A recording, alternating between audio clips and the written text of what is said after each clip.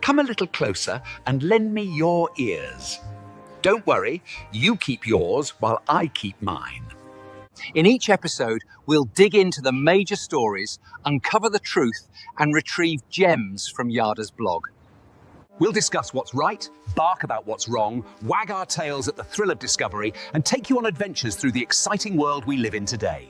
So, fasten your curiosity leash and get ready. Right then, coming to you with another episode of the Yada's Vlog on a Blog. Tomorrow's news, disseminated today. Let's dive in. Let's jump right in. And here we are with Captain Kirk, and we're back in our ocean studio. You know, it's been a month of Sundays since we've been here in our rainbow, not ocean studio, our rainbow studio. You know, we're doing the series on Twistianity, and then got involved in presenting luminaries and the basic series, and going out to the ocean studio and staying in the library, that we just never got down here. Yesterday, I was talking to Rich and said, you know, if we get a laptop down there, you know, between now and the time we get an actual computer and monitor and everything else, but just with a laptop, we could make this work for the Vlog on the Vlog, and get back down to our rainbow studio and, you know, keep all the cameras and the lights and the gear exercise. So here we are. and delighted to have you in my rainbow room. And Captain Kirk, man, it's out there. It's early in the morning, in the People's Republic of California. Yeah, your glasses on. It looks like you've got a bandage there on the. I was going to tell you. I was going to try to blame it on Sylvia and say that she hit me with a sucker punch, but I'm suffering from a little sinuses as well as asthmatic anyway, so it's hard to breathe. So I'm going to have to do this just so I can talk. Those breathe right strips. It works very well. The air passages. Yes, sir. Good stuff. I've tried one of those a long time ago. It's a pretty good little trick. So. Good to see you here. Thank you. You're in the hot seat now in the Vlog on the blog, and but you know, you're pretty comfortable being in the hot seat. We've been together, you know, in the range of 20 years, haven't we? Yes, sir. Yeah, every day. Yours is a interview I did on a show that was the oddest probably of any that I've ever done. I've forgotten the guy's name, but he was you remember him? Yes, Stan, I think. Stan, yes, Stan. I've forgotten his last name. Do you remember Stan's last name? Not really bad. It was Stan, and Stan was old when I started doing his program. So I'm sure Stan is no longer with us, because it was going back 20 years ago. But Stan had a program where he was really doing an audio vlog that was disseminated by satellite on a variety of radio stations, where he would introduce a guest, and occasionally, rather than interviewing the guest, he'd just say, you know, here is Craig Wynn. He was going to speak to you on whatever subject it appeals to him today, and you know, I'll come back to close the show 3 hours from now. And he did. Basically what he did. And you know, you wind me up, I was fine with that. He was famous for saying, hold that thought. And then you go to commercial, then you never see him again, you know, to the next commercial.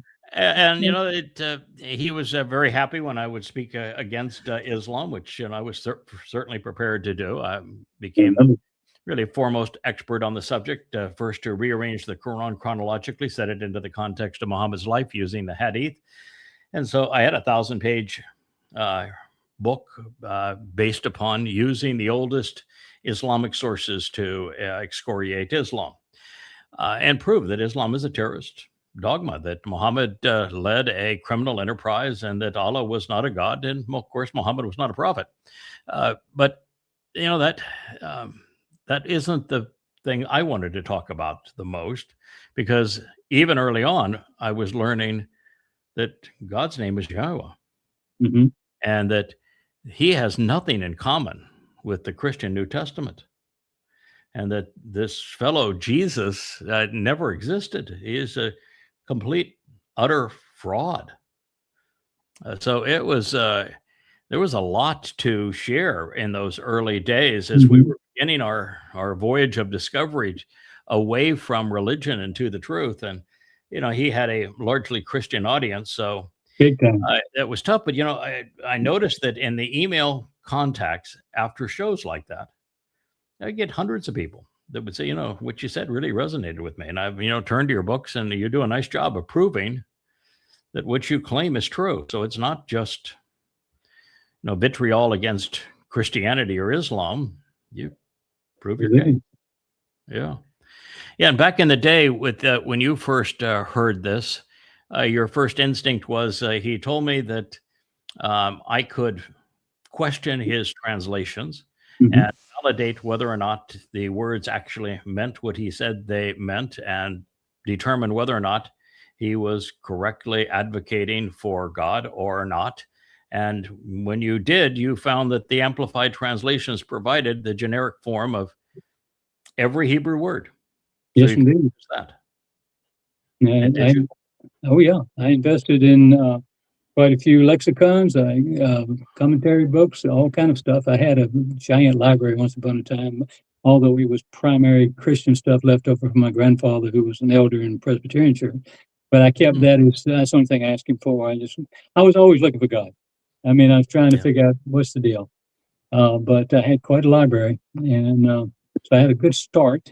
And then I got where, okay, I can do this for myself. I can turn on a computer. I'm not a computer guy, but I can turn on a computer and I can look up stuff, and I can go through lexicons, and I can go through interlinearies, and then I'll take those things and I'll look up. And when we were doing the shows every day, let's say Monday through Friday, I would look up every night before. Once I finished my classes, I would go look those things up, and as late as I needed to stay up and check out every word and see if it's plausible. Is there any reason why I should count that translation versus the other? And gosh, you were good. You didn't find many places where you couldn't validate what I was saying. Yeah. It's one thing about laying it all on the table, all your words or cards face up, is that when you challenge people to validate what you have said and you give them the means to do so, there is a likelihood that many people are going to do so. When you're communicating openly online and not restricting access to anyone, if what you're saying isn't true, you're going to be found to be a fraud in a real hurry, aren't you? You get exposed in a hurry, absolutely. Yeah, get exposed in a hurry. So my deal was I was going to have the first ever totally transparent renderings of Yahweh's testimony. Yes. I was going to go to the oldest sources, which happen to be the Dead Sea Scrolls. They predate the Masoretic text by 12 to 1400 years. And they were actually written in Israel as opposed to having been written in Europe or Babylon or such places like that. So I went to the oldest sources, corrected the text for the changes from the Dead Sea Scrolls. Then I realized that the Masoretes, who were the ones that created what's called the Masoretic text, used a vocalization system. And I think the first time, Kirk, that I introduced it to you, I declared that it was the Sheba system, which is from the Hebrew verb shoah, and that it means to deceive. It means to perpetrate a fraud. And so I looked at this and said, did they do what I think they just did? Did they name their diacritical marking system that is synonymous with the Masoretes, these rabbis, and they were 11th century. Did they actually call themselves fraudulent? Yes, they did. And yes, they did. Yes, indeed, they actually did. And then you study it a little further. What you find is they went after the vowels that comprise Yahweh's name. Amazing, isn't it? Yeah, 3 of the 5 vowels in Hebrew are vowels that are used in Yahweh's name, and they went after them. And so they changed their pronunciation first. Then you're saying, well, that's a really serious crime, because the third statement written in stone says that negating Yahweh's name is an unforgivable crime. There is no way to resolve that. No. Yeah. And the rabbis erased Yahweh's name using this system. Oops. So knowing that, and you're a historian, so I'm sure that Sure. when I discovered it and did my research to prove that that was the case, you went and tried to validate it, didn't you? Well, yeah, but I went to a church for a long time prior to meeting you, and we had a Bible collection that was probably second to none. And we had we had everything. I mean, every Bible you ever thought, or every historical thing we had, every Sinaiticus and the Alexandrias. Mhm. If there were 6 copies, we had 3 of them. We spent Okay. a lot of money on that. And so you could go in and look at the things and so forth and so on. But all I really had to help was the what is it?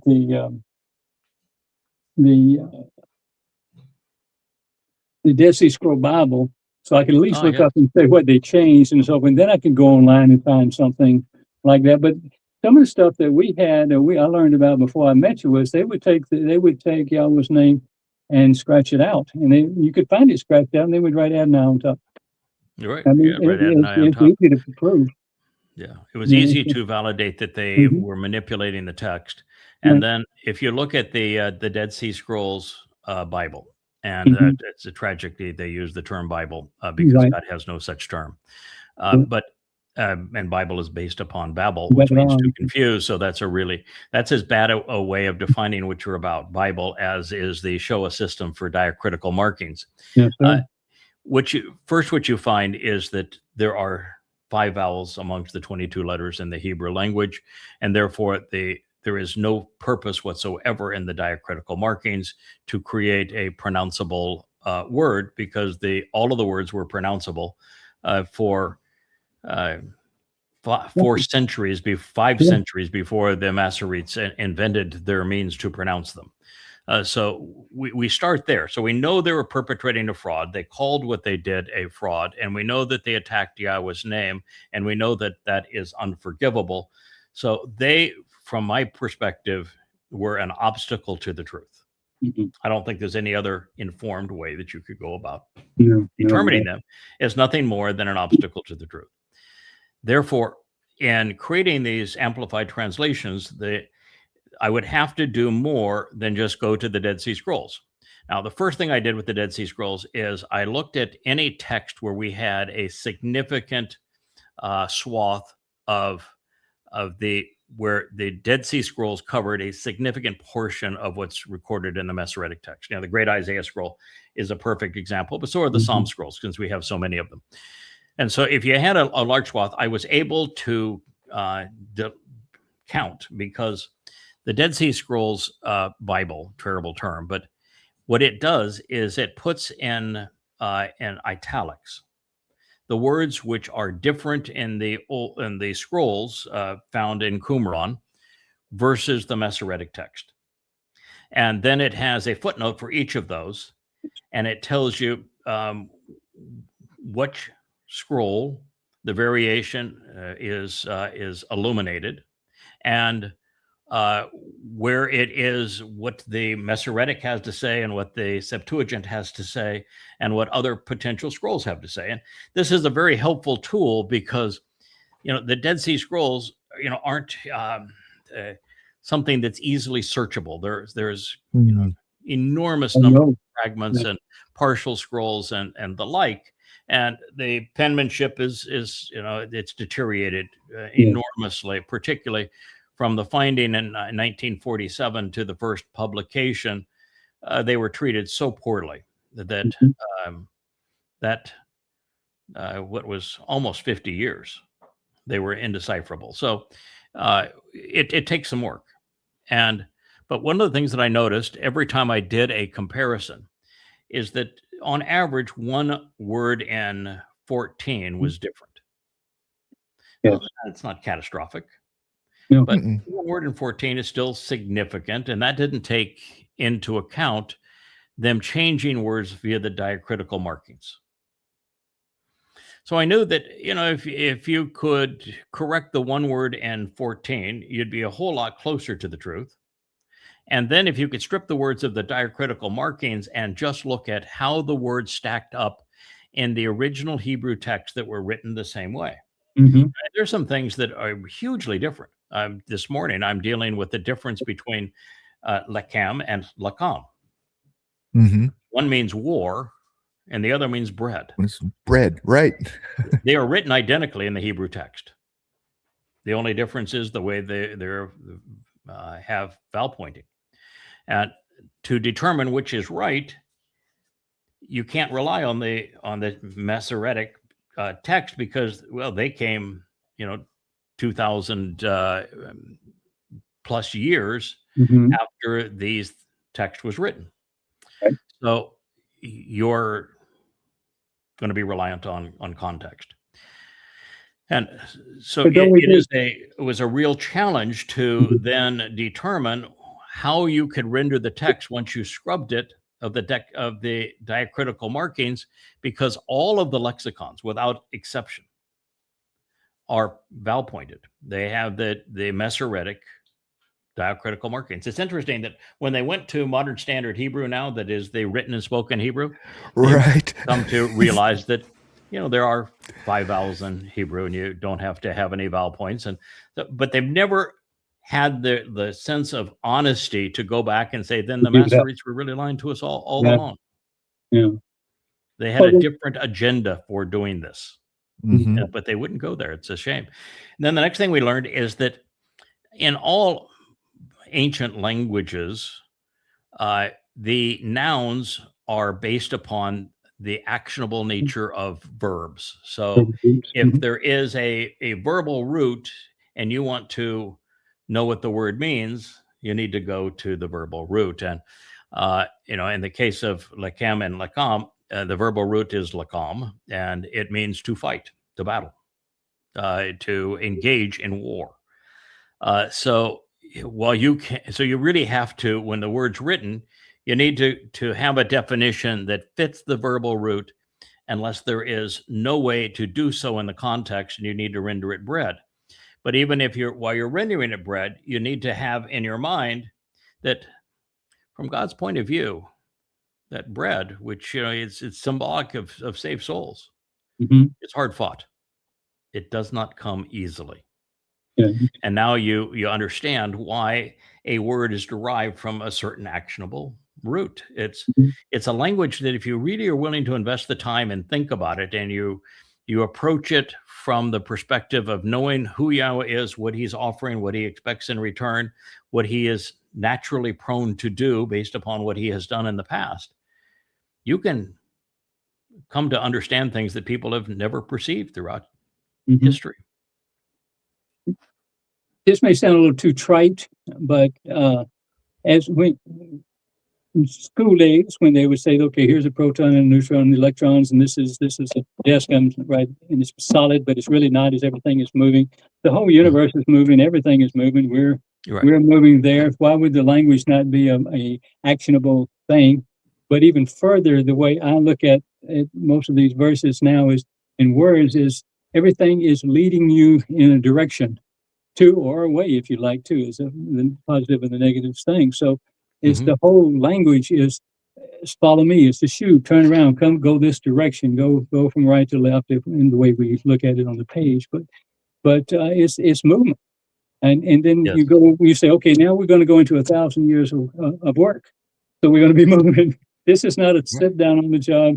Yahweh's actionable. He likes things moving. He likes work. Yeah, he likes things in motion. He's not into lethargy. Yeah, exactly. If you want to lounge around all day, that is not his shtick.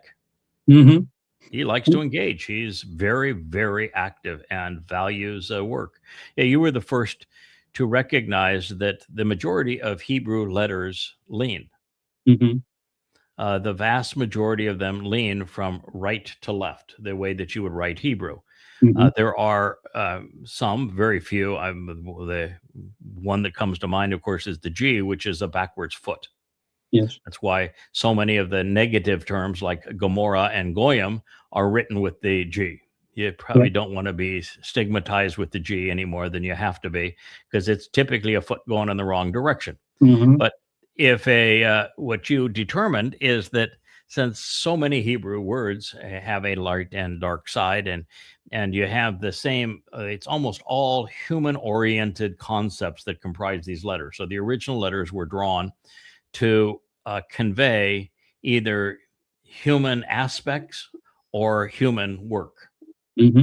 You know, for example, there is an eye, Yes. and there is a bull and a ram that provide both energy to do things, to plow fields, but also clothing and food. Yes. There is a plow to Right. open up the soil so it's receptive. There is Right. a sperm that shows Yeah. a son or a child, and you could look at it and say, well, they didn't know what sperm meant, so well, okay, it was drawn as to look like a sperm, even though it was a root. But a fence to protect and to enclose, a mouth to convey speech, teeth to convey that which is you can bite Yes, into, that talk, would be yeah. nourishing as such. The rosh being a human head, ears, eyes, mouth, brain Gain to the process five senses. information. That there is a home that is drawn with one way in. That there are just so many of these words that convey human attributes, including the hey, which is used twice in Yahweh's name, that is the entire person standing up, reaching up, looking up to God. Yeah, and the word actually that defines the letter means pay attention. So the hand, that's there's two of them. Not just one, there's two. One with the kof, the open hand, offering you something, and the hand that is the yod that's in Yahweh's name is the upper arm coming down, the forearm reaching out with an open hand to grasp hold of the people who are reaching up to him, like you would to reach down to lead a child. It's an exceedingly graphic language with visual characteristics. And there are some letters that are vertical. The hey, for example, is vertical. The pay, which is a mouth, is stationary. It doesn't lean right or left. The I doesn't lean right or left, but the ram does. The ox. But it's a 3/4 turn. It's moving. It's moving from right to left. The Bayeth has the entrance to the home, not on the right, but on the left. It's so. It's a very actionable alphabet that's moving, and and then in Hebrew, different than modern Hebrew. Modern Hebrew, they decided to do away with the original concept of conjugations. So in original Hebrew, every verb is conveyed such that it is conveying a completed action, which could be, that means just one that has a finite duration, which could be in the future, present, or past. And so it's something that had been done and was completed in the past, or that will be done at a moment in time in the future. But that time that it will be accomplished is finite. And then there's the ongoing action, the habitual action, the things that play out over time. And then there are actually two versions of each of those, because then you get into the imperative, the infinitive and the participle, and the particle, and they actually describe nouns that are actionable. So you could have a title that is presented as a verb, so that the person or entity being depicted is actively engaged doing whatever that verb would describe. That's a verbal noun. You Google it and you find out all kind of stuff on it. Yeah. And they can be presented as ongoing or engaged in an event that takes place at some point in time, but has a limited period that you can capitalize upon it. Fascinating language from that point of view. And then we learned, as you did the glossary and began the grammar study, that there are 7 stems, and every one of those stems establish a relationship between the subject and the object of the verb. And some of them are really wild. I mean, one of the wildest is the hopeful. what kind of a language would have a hopeful stem that it's a language, it's based entirely on free will, which is why I want original you Hebrew, to want what I want, or whatever. well, Something not like that. that, not in I want you to not in the hopeful. The hopeful doesn't give a crap what you want.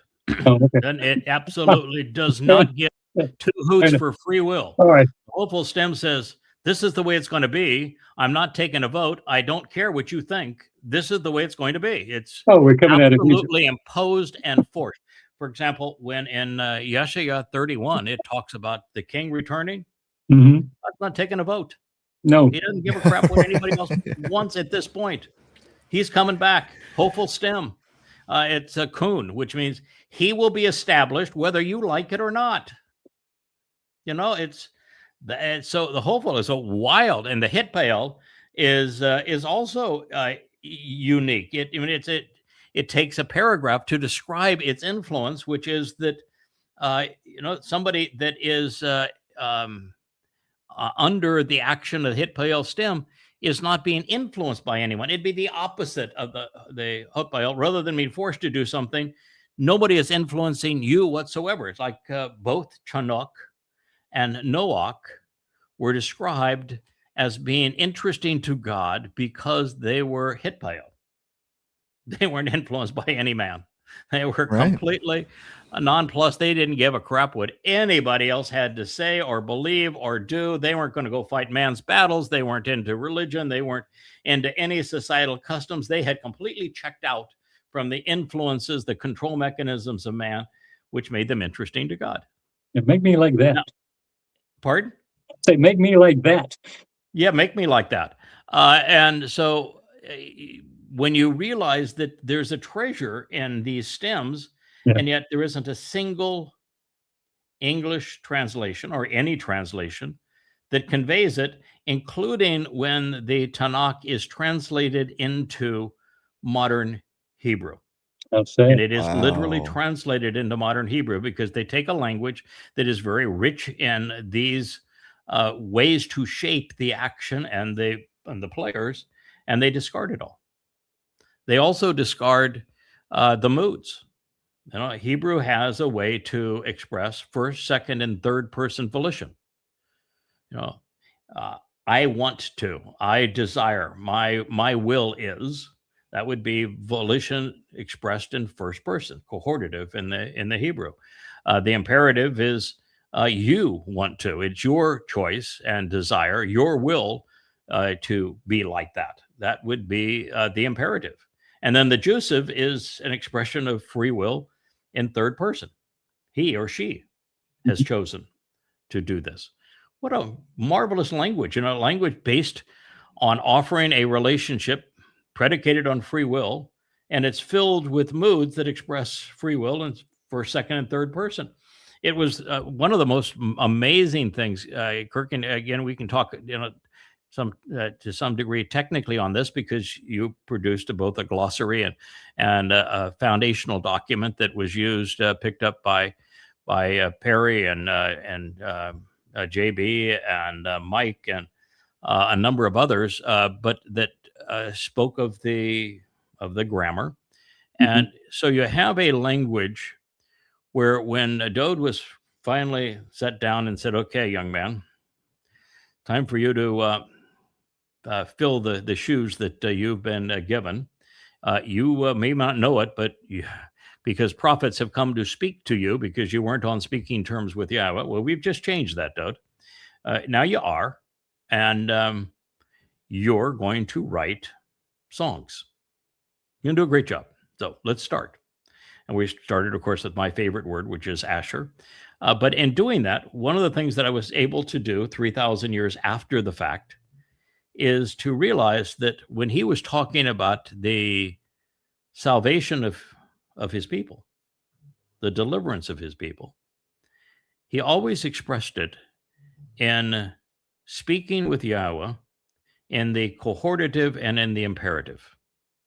So if the same verb with Dowd speaking and singing to Yahowah about the deliverance of humankind is written in the cohortative, expressing first person volition, his choice, and the imperative, second person volition, Yahweh's will, wouldn't it be you and I agree we both want, we have both decided upon, it's your will and mine that we work together and we save people in this way? Yeah. And so when you deal with that as opposed to ignore it, it leads to some rather profound conclusions. And once you start opening your mind up and going where these words lead under the auspices of the grammar that was used to convey them, then you can be the first to make the transition between not knowing, being indoctrinated, being fed a plethora of lies, to actually knowing the truth. And that's a very good place to start, but it's just the beginning, because then you can use everything we've been talking about to go from knowing to understanding. And that's the greatest place of all, the most empowering, enlightening, enriching, enabling state of mind.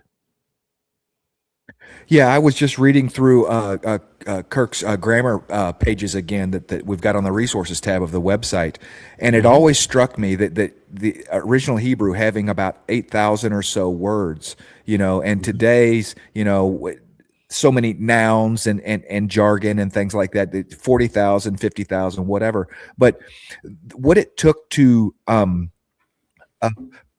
project a thought through words took less because of context. People were smarter. There wasn't a necessity to have all these other words in there to explain the thoughts because of the context that was around them, and I thought that was just really brilliant, that without 8,000 words, you can tell the story of time and the story of the being and of this existence, and how easily that was corrupted. A simple word like Yahweh, Yes. And to either respect and revere, or fear and crumble, terrorized in front of. Same word, written the same way, determined based upon the context.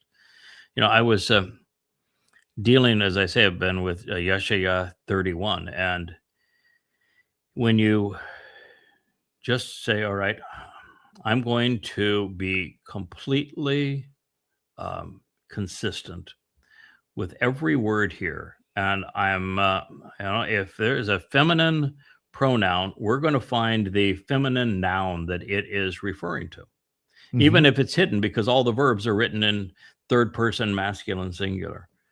You really go to places that your mind would have precluded you from ever seeing. It's just a marvelous journey through intellect into the very purpose and mind of God.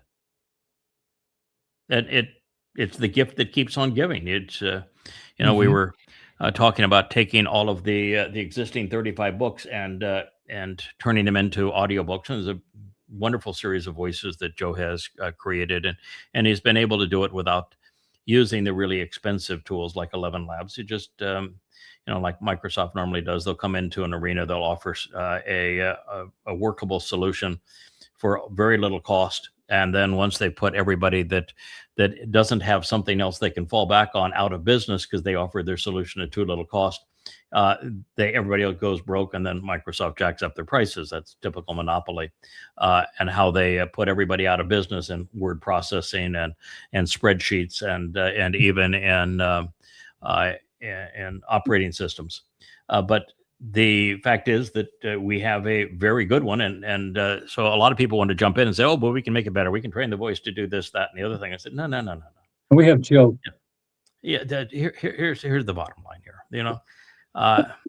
If I were to rewrite these books now, they would all be twice as long, and they would say so much more than they do, and it would make coming to know God harder rather than easier.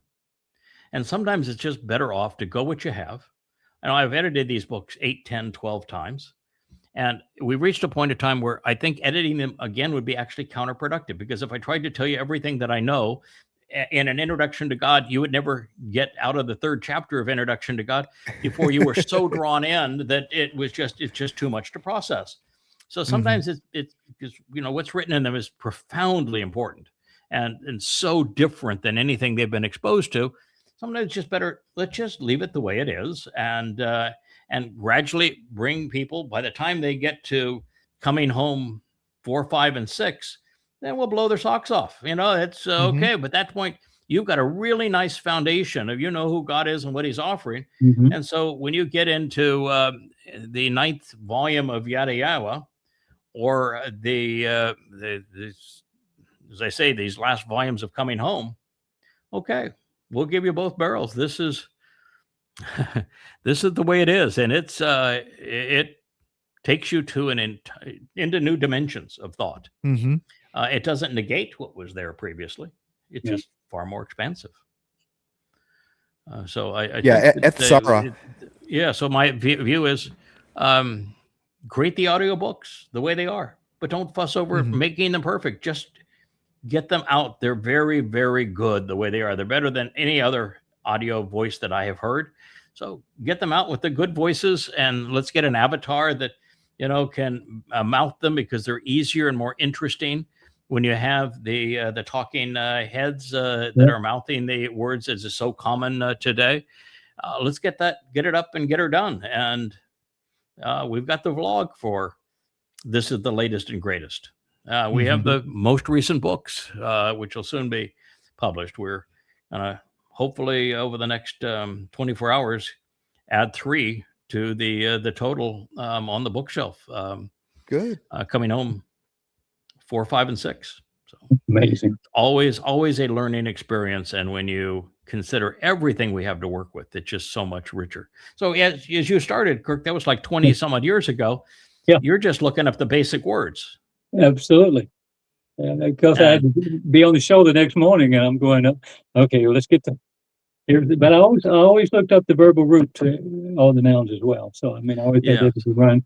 And then I got into the letters, and I said, okay, well, the letters mean this, or verified, or this awkward, whatever the case may be. So at least there is a cheater way to find the verbal roots that's right. Probably 80% of the time.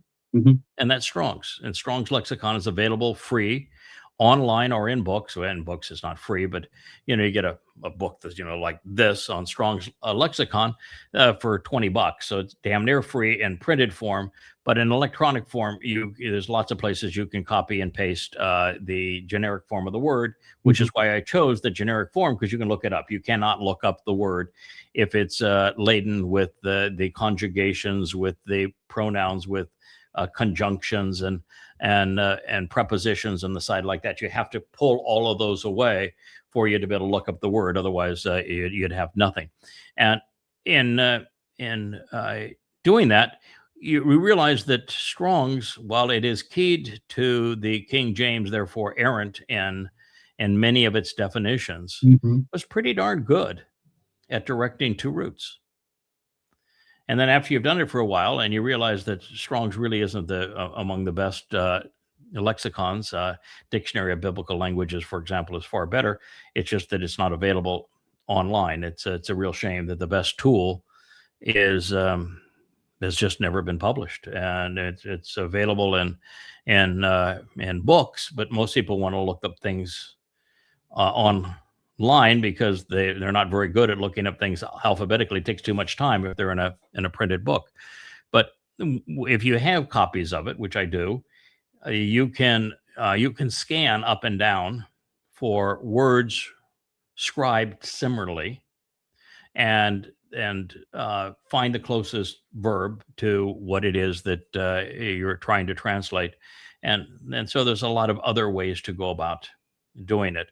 And then one of the challenges that we identified very early on is that a huge percentage of Hebrew words are compound words, including many of them that are the most important, like mikre.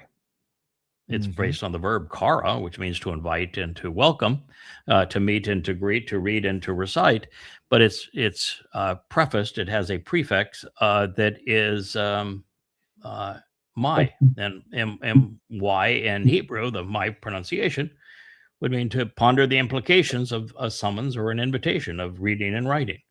Think about it. And there are hundreds and hundreds and hundreds of these. So you can go to the verbal root, but you're not going to find it in the lexicons nearby, because you've got to remove and then contemplate the influence of the interrogatory that is used as a prefix. I mean, you have to work hard, huh? You do. Yeah, it's It ain't so easy. none of it is easy. Some of it is exceedingly difficult.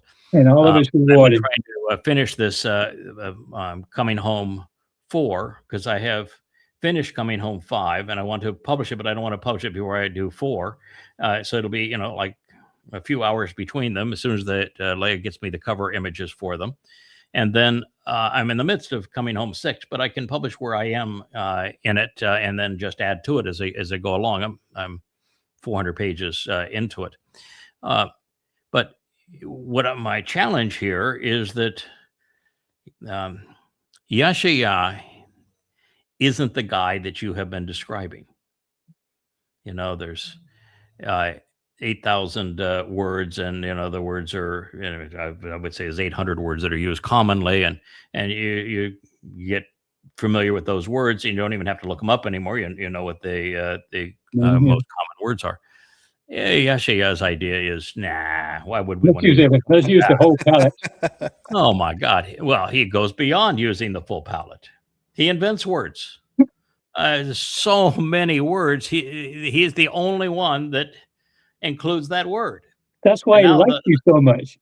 Well, yeah, because I'm the only guy that's willing to put in the time to figure out what in the world is he talking about in that word. Why did he choose that word? And well, and it's and if you just go to the lexicons or the dictionaries, you will get a simplistic thought that they think fits the context. So they defined the word based upon their religious perception of the sentence that it was in. And that just is not going to work. So by the time you chase all these things down, and then you provide an explanation so somebody can follow in your footsteps and validate your thoughts. Oh my, it does not go down easily. One of the things that was so interesting about it, it's fun just to talk about what we do and why it's so different, is that, Yahowah begins and he says, okay, I'm going to begin with a prophecy. And I'm going to talk a lot about this. I'm going to have 5 verses, long ones, all devoted to a singular prophecy. And it's the first one I'm going to give you. So it must be important, right? First and foremost prophecy, and a book that's called First and Foremost. Bereshith is first and foremost. So in a book called First and Foremost, and the first chapter, the first and foremost prophecy I'm going to give you, is one that I don't think heretofore a single person on the planet has viewed as a prophecy or has thought about. I agree. That's the story Absolutely. of the Gadol and the Katan Mayor, and how they will be serve as signs when they fulfill the Moedim, which are the Pesach, Matzah, Bakodim, Shabuw'ah, Teruah, Kippurim, and Sukkah. So it is profound that God would say that these 2 luminaries, who are enlightening men, are going to fulfill the 7 Moedim in the plural, restoring witnesses to the eternal testimony about these meeting times, is how you would translate Moedim. And that they're really going to define time. I'm telling you this in my creation account because it's foundational and fundamental. They're going to define time by their fulfillment of these Moedim. And then he weaves Mayor, which is luminaries, Mayor in the plural, luminaries, throughout the text, but particularly a Gadol, greater, and Katan, younger or lesser, permeate the text, and it continues to speak about the same 2 fellas. Yes. And then, because the inference here is that the greater and lesser luminaries are the sun and the moon, with the moon reflecting the sun's light, he has actually used the sun and the moon as symbols for the 2 most important characters in his story, and the 2 characters that are going to fulfill the Moed Mikra. So you're challenged to figure out who those 2 characters are. Now, he defines one of them right out. He just says, Dowd is returning. He's as brilliant as the sun. And every time he does that, by the way, he said his sidekick is the moon. And the moon and the sun are going to be together, working together through all of this throughout all time. They could be they could be father and son. They are brothers, father and son, king and herald. They're really tight. Well, in Yasha'yah 31, it isn't like Yasha'yah just to say, all right, I'm going to play like I'm going to go like Yirmiyah would do, which is to say, I'm talking about the sun Shemek and the moon Erech. I'm talking about them, and I'm actually going to call them the Katan and Gadol when the covenant is being reaffirmed, so that there's absolutely no chance that anyone that isn't religious will get this wrong. Of course, the translations don't convey any of the meaning of those words, so everybody gets it wrong, but at least we had the chance to get it right. No, that's not Isaiah's style. He's going to come up with two exceedingly different words for sun and moon, which aren't sun and moon.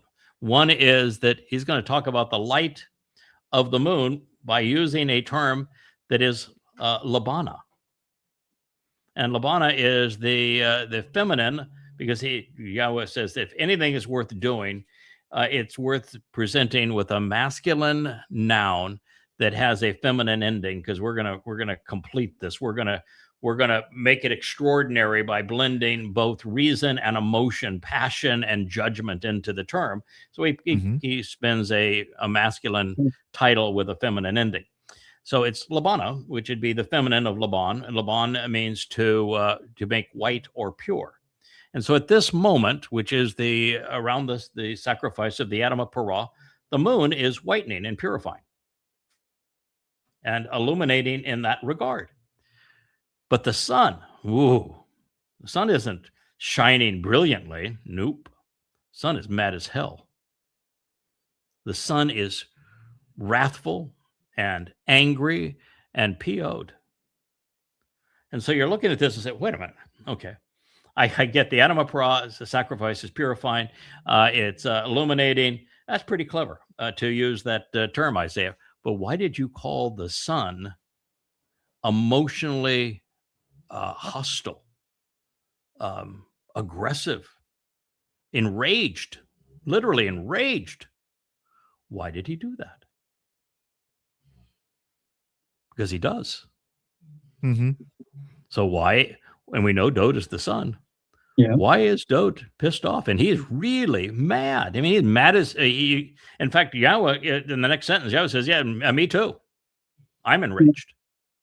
Well, you can change it to righteous indignation if you don't like the emotion rage, but it means I'm really angry. So why would Dowd be really angry? And then now you're put in a position, you just can't render the text unless you can think it through. Well, they've erased everything about it. I mean, that would be, I'd be pretty angry to begin with, because they've erased everything about him. They copied everything and given it to somebody else. They've stolen everything about it. No, but that's over now. Okay. He's had the Katan Mayor, the lesser luminary. Okay. Spend his 40 years, rectifying 32 years at that point, be more, but 32 years at that point, rectifying that. He has been reestablished. His resume has been rewritten appropriately. He is, so the person being slaughtered, God calls it the great slaughter. The person being slaughtered has restored his dignity. Yes. So why is he so pissed off that he's being killed? The answer is really interesting. The answer is that over 3,000 years, there's only one man that stood up for him. Only one. And that's the man. And that one served as a father to him. Yeah, okay. Served as someone who laid down his life for him. Someone who followed him to hell because he couldn't abandon him. Yeah. And to see that man sacrificed and beaten to a pulp, well, it's an emotional experience for him. But he knows the purpose of that. He's signed off because I told him what was going to happen. So he's fully aware of the sacrifice of the Adam of Parah and why it would happen. That's not why he's pissed off. He's upset because the people who should be benefiting are screaming in favor of Rahab. Oh, yeah. So here is the guy who has restored his reputation, reintroduced Yahweh's name, is laying down his life to spare the mortal remnant. And the majority of Yisraelites in the world are screaming on behalf of Satan, applauding Satan for beating me up, as opposed to being appreciative of the sacrifice. That's what pisses him off. Yeah, to be right there, to be so close. I mean, to be on, the mount at that time, to be so close. You don't have to do anything. There's no study. There's no work. There's nothing that has to be involved. It's the perfect time to get in on this. And this is the decision you're making, to go with Rahab. Right. Yeah. Right. Yes. At that point, all you have to do is shut your mouth. Yes. Nothing is being asked of you. You're going into the garden again. You've got 1,000 years, and these fellas here and gals are going to be your teacher. They're going to care for you over this next 1,000 years to get you over the hump so that you have value and that you can potentially be part of the covenant. You don't need to do anything except don't run from this and don't besmirch it. And what do? They're typical, obnoxious, religious, and political Jews. That's a goy. Kill him. And what did Trump come out with today? He says I have a 99% popularity rating in Israel, and we've looked into it. I've looked into it, and there's nothing in Israel that says that I can't run for prime minister. I'm assured after this I'm going to go run for prime minister of Israel, and I'm going to win. And by the way, he is. He will. And by the way, he will. And by the way, the people applauding my death, and they're going to be like MAGAs, psychopaths for the devil, because Donald Trump is Satan. So how's that for an interesting twist?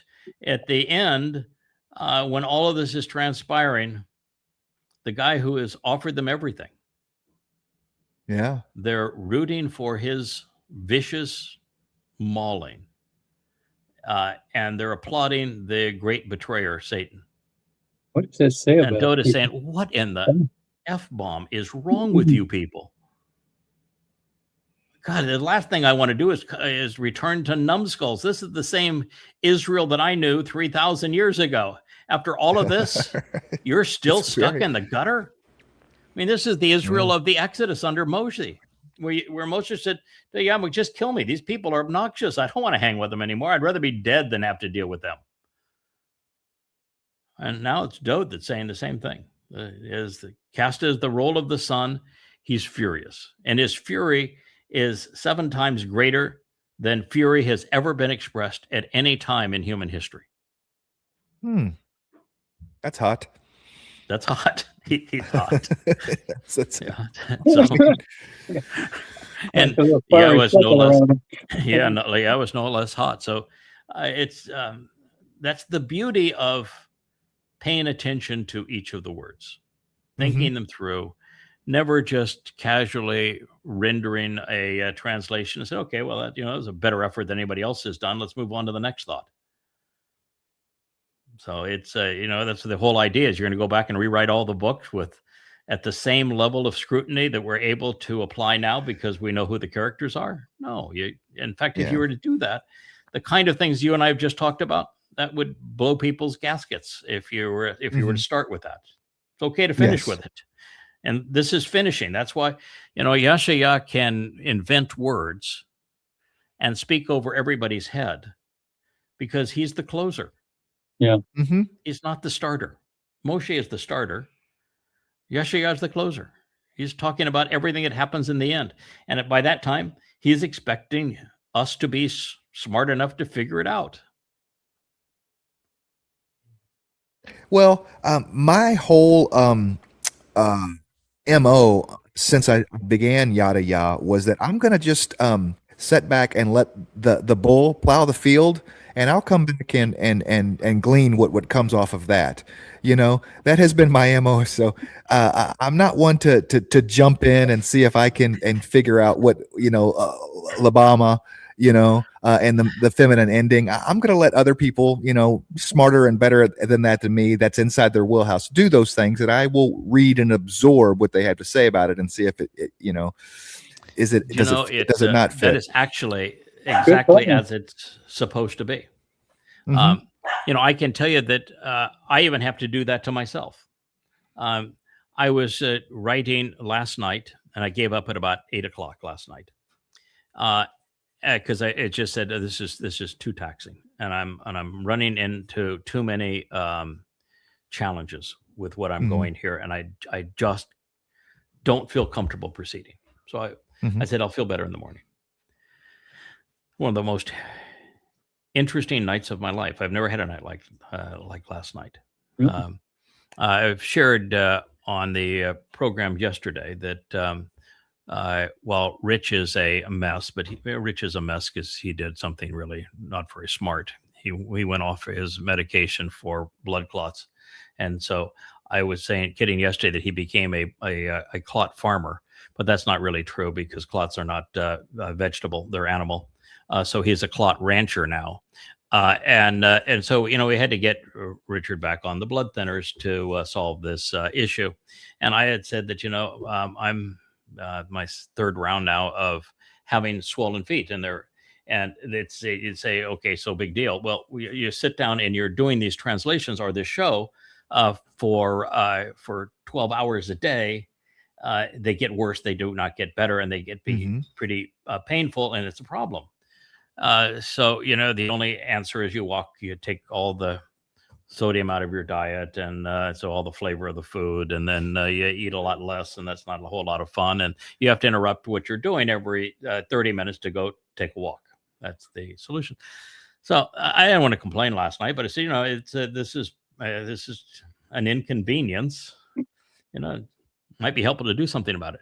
So last night was like I had taken a diuretic. I didn't take anything. I hadn't had anything to drink in like 4 hours, and iced tea and water or coffee or, my fuels. I haven't had anything in hours, had no snack, no nothing. And I got up 6 times last night. And it was like I had taken the entire pharmacy of diuretic. And I wake up this morning and it's, like I'm 20 pounds lighter of fluid. And you go, well, that would be careful what you ask for. You might get it. But I come back at it this morning and say, okay, God, I know it's your style to use the feminine ending and then in a noun and then write the verb as masculine. You do that a lot. God says, I'll deploy my spirit, and he'll say, and he accomplishes this, and though spirit is feminine. Happens a lot. And so I'm trying to deal with why are all of the pronouns that are independent pronouns she? And so, God, and I'm trying to do this last verse. I mean, it's like, okay, Isaiah said, I'm going to really give it to him in both barrels. He's going to conclude the book with this one. And I've got 5 separate sentences, and not a single one of them uses words that are common. So, yeah, here. See if he you think he's so damn smart? See if you can figure this one out, pal. Right. You Daniel, good luck with this one. God, I got through the first 2, and I said, I'm waxing poetic about here, but I'm just not on sound ground here. And then it was dealing with a funeral pyre, and right after it went back to Rahab. So we got Rahab again, which is how I got to Isaiah 30, because it mentioned I was bragging to Dowd, trying to get his attention to say, this guy known as the adversary, the devil, he's called Rahab, and I got good news for you. I know he is your adversary, but I take him out in the end. And so I told him that in the 89th of Mizmor, and that's why I had to quote Isaiah 30, because it mentions Rahab, but it doesn't mention him once, it mentions him twice, and he's down again in the last verse. But the pronoun is she. Rahab's a dude. Goodness gracious, what are we going to do about this? So then you look up in the previous verse, and there's no she noun anywhere, no feminine noun anywhere. And so you got to go up to the next verse and say, all right, no, the warrior and the fighting. It's all listed as under feminine nouns, even though all the verbs pursuant to the battle that he is waging are masculine. And then when you do that, you say, wow, that completely changes something that I had thought was very different than that. I had thought, we've talked about this before, and Kirk, I probably shared this with you, that when I return with ElYah as one of the final two witnesses, I've said, what we're going to have is words. And, God's going to perform some miracles around us to add some credibility. And if somebody really gets out of line, is annoying, our words will be equivalent to fire. They will vaporize somebody. It's probably not a good idea to piss us off or to annoy us, because our words will literally be fire. And that is affirmed. But I thought that, we do our best. We say what we have to say. And then come the end, after all the protection, they've tried to kill us every which way. I finally tell ElYah to go bring Rahab, who's Donald Trump in his wheelchair, bring him up on the Temple Mount along with his gaggle of psychopaths, and let's let him do his thing, which is they're going to slaughter me. And I'll just tell the Malak to stand down, and he'll do his thing, and my body, which at that point will be useless to me, we'll surrender it, and we'll fulfill the Moedim, the Moed, as it's intended. A lot of that's true. But when I get to meet the old fart in his wheelchair and look down at him, he's going to be scared shitless. You know why? God's not going to eradicate his mujahideen, his warriors, his terrorists. God's going to do what he's always done. He's going to work through someone. And guess what Yasha'yah 31 says? Is that I get to wield that old double-edged sword. It's a spear. It's a rod.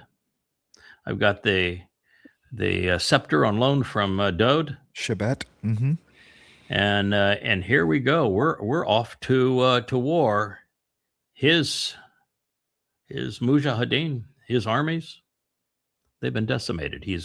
He has seen me and those that I lead, which would be other covenant members, and we take them out. It's the most amazing thing of all, because what it does is, in Rabbinic Judaism, the number one thing that they look forward to is the return of a Messiah that is a warrior that saves them.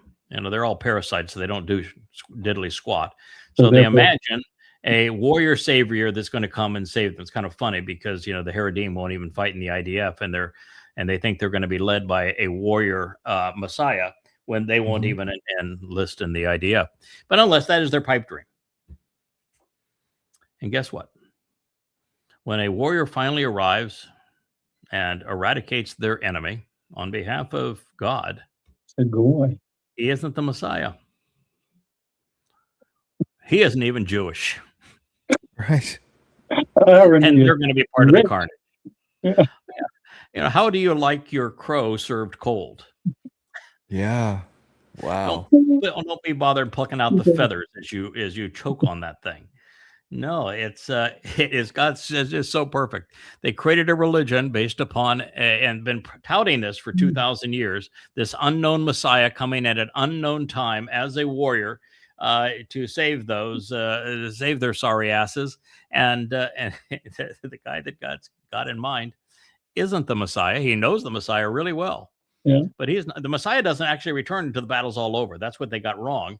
Is Dowd returns 10 days after this is all waged. He's already paid his price. He gets to return at the homecoming. It's a celebration. It's the family reunion. It's a wedding. He's not wielding a sword when he comes back. There is no indication at all that the returning Messiah and King wields a sword again. It's over for him. And the battles have already been won. The earth has been purged of all belligerents, religious and political and militant and anti-Semitic. And, and conspiratorial. But it's the Yisra'el, the final Yisra'el, who does it. It's the sacrificial victim as the Adam of Parah on Teruah that Yahowah uses to lead the charge that eradicates all of the millions of deviants who have come to eradicate Israel. And then Yahowah says, we get to, I'd never perceived myself in that role. I mean, I can understand why God would choose a bull, not a lamb, in the caricature of this individual. But we do, and Yahowah cleans up after us. What it says that he releases a flood of water behind us to wash away the mess, because it'll be a bloody mess. Then you think, how is that possible? I've always thought that they are incinerated because God chooses to incinerate them. But God doesn't like to work alone. That's not his style. He hasn't done so that we know of in at least 6,000 years. So why would he go out of character at this time? And it's just not like him. So it makes sense that he would work with somebody. But at this point, ElYah and I and the covenant family, the leaders of the covenant family that return with us, we aren't ordinary. We aren't mortals in the sense, any sense in the word. We have come from the seventh dimension of Shamayim. And well, in the seventh dimension, we aren't all powerful. You take a seven-dimensional being and you express an aspect of them in 3 dimensions.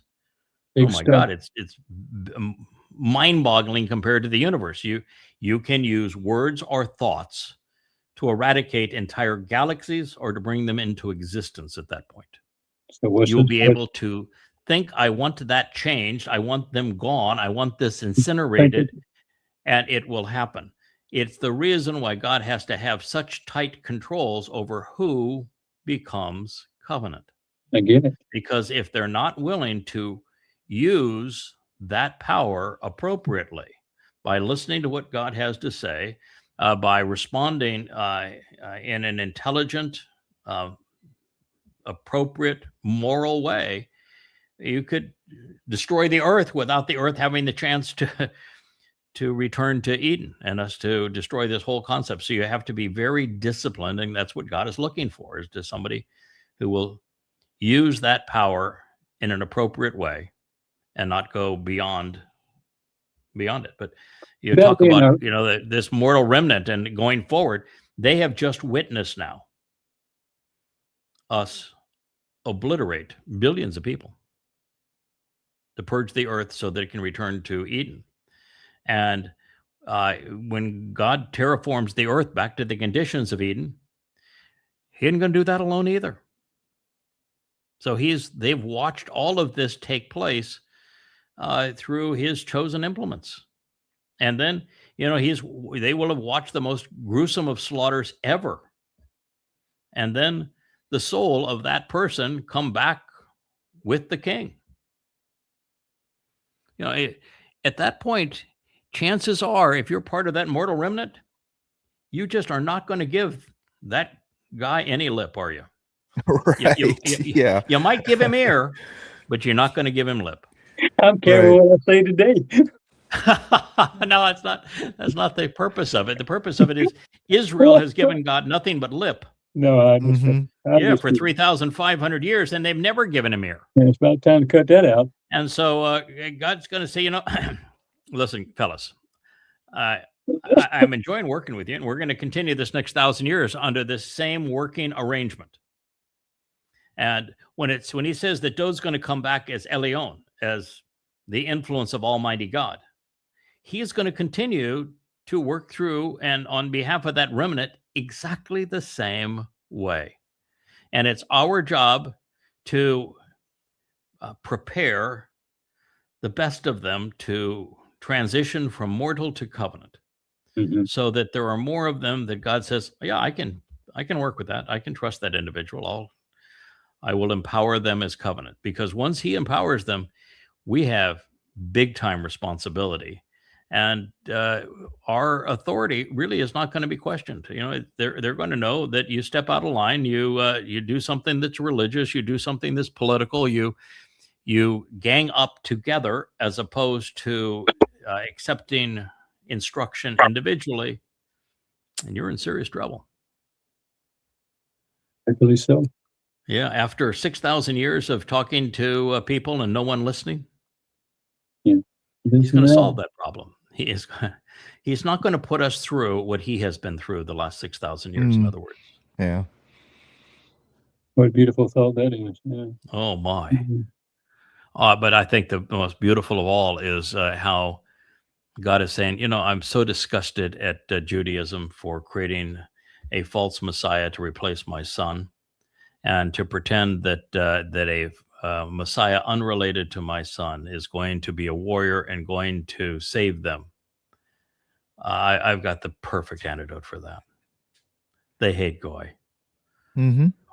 I'm going to make the man that saves them from their enemies a Goy.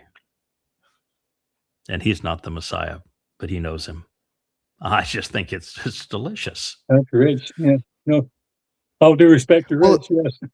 It's a good respect to Ruth. Yeah, it's a good separation as well, because not only are Yehudim in general not going to accept it, but you know the Haredi will, the most ultra religious of them will absolutely cannot. You know, the ones in the middle that have no religious ideology whatsoever could accept it.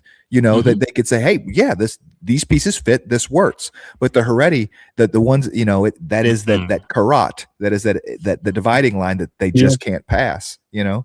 Yeah. And, you know, when you're dealing with the ultra Orthodox and the Haredi, which are really one and the same, it's just that they're called ultra Orthodox in New York City and in America when they put on their black morning suits and their shamils, and they're called Haredi in Israel. But it's the same group, and the difference is that in America, they aren't the dominant influence of Judaism. It's Reform and Standard Orthodox. In the United States and in Israel, there's only one form of accepted Judaism, and that's the Haredi. In the Haredi ultra Orthodox form of Judaism, there is no independent thought. There is no free will. Everyone is under the control and influence of the rabbi. So the average Haredi man or woman won't have a response. They will look at the rabbi, and the rabbi will tell them, this is what you do, and they will do what they're told. Wow. So that is how that's going to play out, and nothing is going to change that right to the very end. Mm-hmm.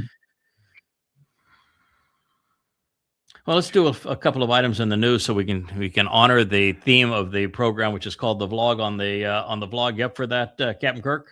I'll give it a shot. Okay. Oh, we're moving pieces all around the keyboard here. Captain Kirk, you noticed that his backdrop is the old tree in the sea. I noticed it right off.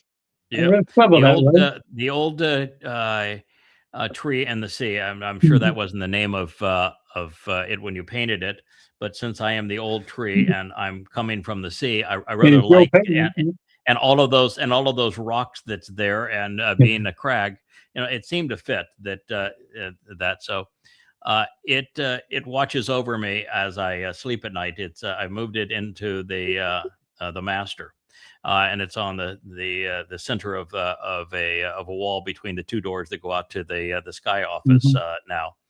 So it has a very prominent. I'm honored. Yeah, well, no, I'm honored. It's a magnificent painting, and it was just so fitting for what the roles that have been asked to play. I kind of look at that old gnarly tree and say, yeah, I can relate to that. And sitting there in the rocky crags above the sea, it speaks to me. So I appreciate it. Thank you. No. All right. So this first picture is a video. And I'm not very good at videos. I must tell you, here we're producing, thousands of them, but to go all the way through a video is tough for me. I will, by the way, watch ours. It's a lot of times in the evening, I will, I'll play the whole video and say, yeah, that's really interesting. I'm glad we said it that way. And I like the way that it's produced. This happens to be a video that begins slowly. That's a uranium mine in Iran. Mm-hmm. And it walks through the automated nature of uranium mining and how Iran has access to its own uranium. And then it goes through the various facilities that Iran has, because you essentially get a cup of uranium per ton of soil. I'm not sure that's the right ratio, but it's close. And you can't send people into the mine. It has to be a totally automated process to get the uranium ore out of that. And by the time you've done it, it's about a cup of uranium per a ton of ore. And the uranium is only 0.7% 235. Most of it's 238, which is way too stable to be used for anything. And so they go from that, and nice explanation of it. Then they go into the initial process of separating the uranium from the ore and where Iran has those factories and how they move superficial factories underground so that they can't be bombed. Then they go from that to the centrifuges and how they designed the centrifuges originally, how the Pakistanis came and gave them the technology originally, how the Pakistani actually stole the technology, worked in a lab in the Netherlands and had secret clearance, and stole the technology to make the centrifuges, and then took them initially to Pakistan, but was just a typical thug and sold whatever he had to the highest bidder thereafter. And then you watch the Iranians have all sorts of secret transport systems and shell companies that transported all of the necessary components into Iran for assembly into centrifuges and what they called them, and the centrifuge that was part of the centrifuges. And it's a fascinating report in what he does, and the players that are involved in that whole process, people making a buck over the potential death of millions. Then the Israelis took their facilities and with the Mossad started blowing them up. And, that didn't work really well for them. It made a pretty significant investment in this material. So the Iranians did something that has made Iran impervious to attack. That is why Trump did not prevail with Midnight Hammer, why the 12-day war failed, why this current war failed, and there's no way out of it. Iran came up with a three-pronged approach to everything, and this video covers part of that, which is that they don't allow anyone to know the whole story. Everybody carries bits that they can do their part. Makes sense. The second thing is they don't allow any facility to be built above ground unless it's designed as a decoy to be bombed. They have reverse engineered our bunker busters because some of them didn't explode and they were duds. They know exactly how to deflect them. They know how to escape the damage that they will do. They know how deep you need to be. And you don't even have to be all that deep if you build concrete ceilings over your main production facilities that are at angles, because it will take that penetrator and it will push it to one side or the other. And so they're very adept at creating this kind of thing. So the second part of it was bore holes in the ground, go underground, put everything of importance to underground. The third thing was, because of the nature of their foe, Israel and the United States, and the fact that they knew they would attack from the air, never have a single reliance on any facility. And in the case of these centrifuges, to take the uranium and spin it from a low visual purity of 235, starting at less than 1% up to 3.5 to 5% for a nuclear reactor, up to 20%, that's 90% of the energy required for a bomb. It's when you get it to 20%. It needs to be 87 to make a bomb, but the work to get it to 20% is essentially 90% of the effort is already done. When you get it to 60%, you can spin up what you need for a bomb in the matter of a day. So it's at that point, it's child's play. You've already invested everything that needs to be done and the energy to spin it up. So they when the embargoes went on them, the sanctions went on them, they began to invent their own centrifuges. And so the internal guts and the impellers of these centrifuges now are carbon fiber, and they are Iranian designed. And then what they did is they said, if we'll never allow America to be able to bomb one or two sites and think they've taken us out. Of places where there's centrifuges, there's some 20 that we know of. 20, all buried. And they're dispersed throughout the country. So everything's buried, everything is dispersed, everything is replicated, and no one person has the keys to all of it. And by the time you go through and see what all they have done, you come away with the realization that apart from divine interaction at the end of the 7 years, there is a 0% possibility that you could eliminate Iran's nuclear capability, and nobody has a clue as to how much they have. Back in 2024, it was the Atomic Energy Commission that said they thought they had like 450 to 500 kilograms, but they've been producing uranium 235 ever since that time, and it could be 3 times that, could be 5 times that. And we also know that that the casings that the Russians make to transport it all left the sites that America bombed back in Midnight Hammer. Where it's all dispersed now, no one knows, but it ain't there. Unless they made more of it there, but then the majority of it's elsewhere. And since we're always within days of having the physical purity to have a bomb, they've always had the delivery mechanism. The likelihood that they have nuclear warheads now is overwhelming because we've given them every incentive to do so. Making the 12-day war and now the second invasion foolhardy. It didn't accomplish anything, and it was counterproductive. But it's really an interesting video. I would encourage seeing it. Now I've done the narration of the whole video. I don't know if you need to see it, but wouldn't hurt. Saw a little taste of it before we went live. So. What I found the most interesting was Iran having its own mining capability of uranium. That's not something that ever crossed my mind, that they're going to say how much uranium Iran has the fissile purity and the 2 tons, and they have this amount that they can make bombs with or whatever.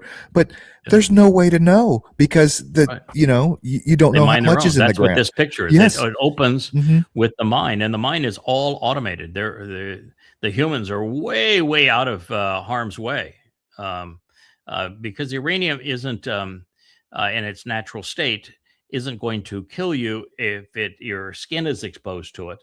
But if you bring it into your lungs, it'll have a long-term negative effect. So they keep the miners a long way away, and it's the whole process is animated. It's really a fascinating tour de force of what's involved. And once you know what's involved, you realize that the simplistic statements, we obliterated it by the dumpster, are just a fool's folly. All they have done is lie. And when Netanyahu says, what do you do with the uranium? Well, you go in there and you get it. Yeah, right. Good luck with Captain Uranium there, pal. You can no more do that than the man on the moon. Now, you realize that the politicians are lying to you, and what that means going forward. It's a seriously important insight. Thank you for watching it there, though, Kevin. Yeah, this is what I was talking about earlier. I saw on our site, somebody late last night, early this morning, posted that Donald Trump had said, and as soon as I hear something like this, I said, nah, come on. I mean, yes, that's what I would expect him to say, but no, he really didn't go there, did he? No, come on. But he did. So they had said that Donald Trump at Andrews Air Force Base, he was going to give a commencement speech at the Coast Guard Academy. And on his way at Andrews Air Force Base outside of Washington, that there was a group of reporters, and he just off the cuff decided to say, you know, I have a 99% approval in Israel, and I've checked into it. I can run for prime minister of Israel. And then he said, I think that's what I'm going to do. After this is done, I'm going to go to Israel. I'm going to run for prime minister of Israel because I have a 99% approval rating. And it's assured that that I would win. So I'm going to be the next prime minister of Israel. You know, at this point, I'd be thinking, you know, this guy named Yada is called about every shot. Yes. There is. Yeah, I have. I mean, you go right back to this and read his books. Yeah, and that's what I see. You know, I guess some people might say, you know, people get frustrated with you when they say, you know, I told you so. But not only did I predict, 20 months ago, yes, that Donald Trump was the great betrayer, that he was Satan incarnate, that he is the man who is going to be the Neville Chamberlain that's going to sacrifice Israel, and that he is literally Satan as a man. He is the person that the Christians have convoluted into the Antichrist. That is who he is. And to make that claim of a sitting U.S. president that was elected by Christians, who is nearing 80 years old and is in deplorable health and has a mind that is gone to the dumpster, and is a complete confabulator who is that any sane and moral person would look at as far worse than scum. Mm-hmm. And you're going to make that claim about him. I mean, that takes some courage, because there is nothing that you would say is logical about that, because every religious presentation of the Antichrist has it, you know, some handsome but gay 30-year-old from Romania or someplace that is going to beguile the world, and he's going to be anti-Christian. And I realized a long time ago that you want to know the Antichrist, read Paul's letters. He is as close to a person. He even admitted that he was possessed by Satan. He's as close to that character as anybody in history. Muhammad, very similar. Muhammad also admitted that he was demon possessed, just like Paul did. And so that's the model.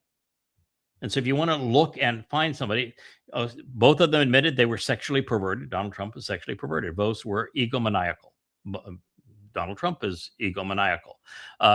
Both made grotesque claims on behalf of God, claiming to be the most important person in the world and the savior of mankind. Donald Trump says the same stuff. Both were diabolical in what they contradicted God constantly. Donald Trump is that man, and to say so, that took some courage, because not only did I say so, then I went through the prophets and I said, on the 29th of January in 2030. He's going to do what he just said yesterday. He's going to go into Israel. And he's going to go into Israel as the leader of Israel. And by the Ides of March, the 15th of March of that same year, he's going to declare that he's God. Wow. Amazing. Yeah, amazing, huh? Yes. Yeah. You know, just in our spare time, we report on tomorrow's newspaper today. That's a pretty good one right there. I'm canceling my subscription. Yeah, we talk about prophecy because it is the tool that Yahowah uses, and therefore we wield to validate that what we're telling you is true. So for somebody to make the claims that I did when I made them, and them to be that improbable, and you're witnessing him confess to it, you know, if you're a Christian, if you're a Muslim, if you are a MAGA, you ought to be listening. Everybody is lying to you except us. Yeah, on a kind of different note, one of the questions I had for today was that I'm just wondering, Shabuw'ah, time of Jacob's troubles coming up over the weekend, right? I mean, Friday and tomorrow. Friday, Today's Thursday, right? Today's Thursday. Yeah, so we're talking about It'll be sunset in Yisra'el. I'm on the East Coast. I'm in Atlantic time, which is now East Coast time this time of year, which is 12:30 here, for it to be sunset, which is 7:30 this time of year in Jerusalem. Mm-hmm. Now, it doesn't have to happen on sunset, but it's the Shabuw'ah is the beginning of the time of Jacob's troubles, of Israel's troubles. It begins 22nd May of 2026, which is 24 hours from now. Yes, right. I'm wondering if this triggering event, because Shabuw'ah is going to happen. Shabuw'ah is Shabuw'ah, but as far as us getting something that is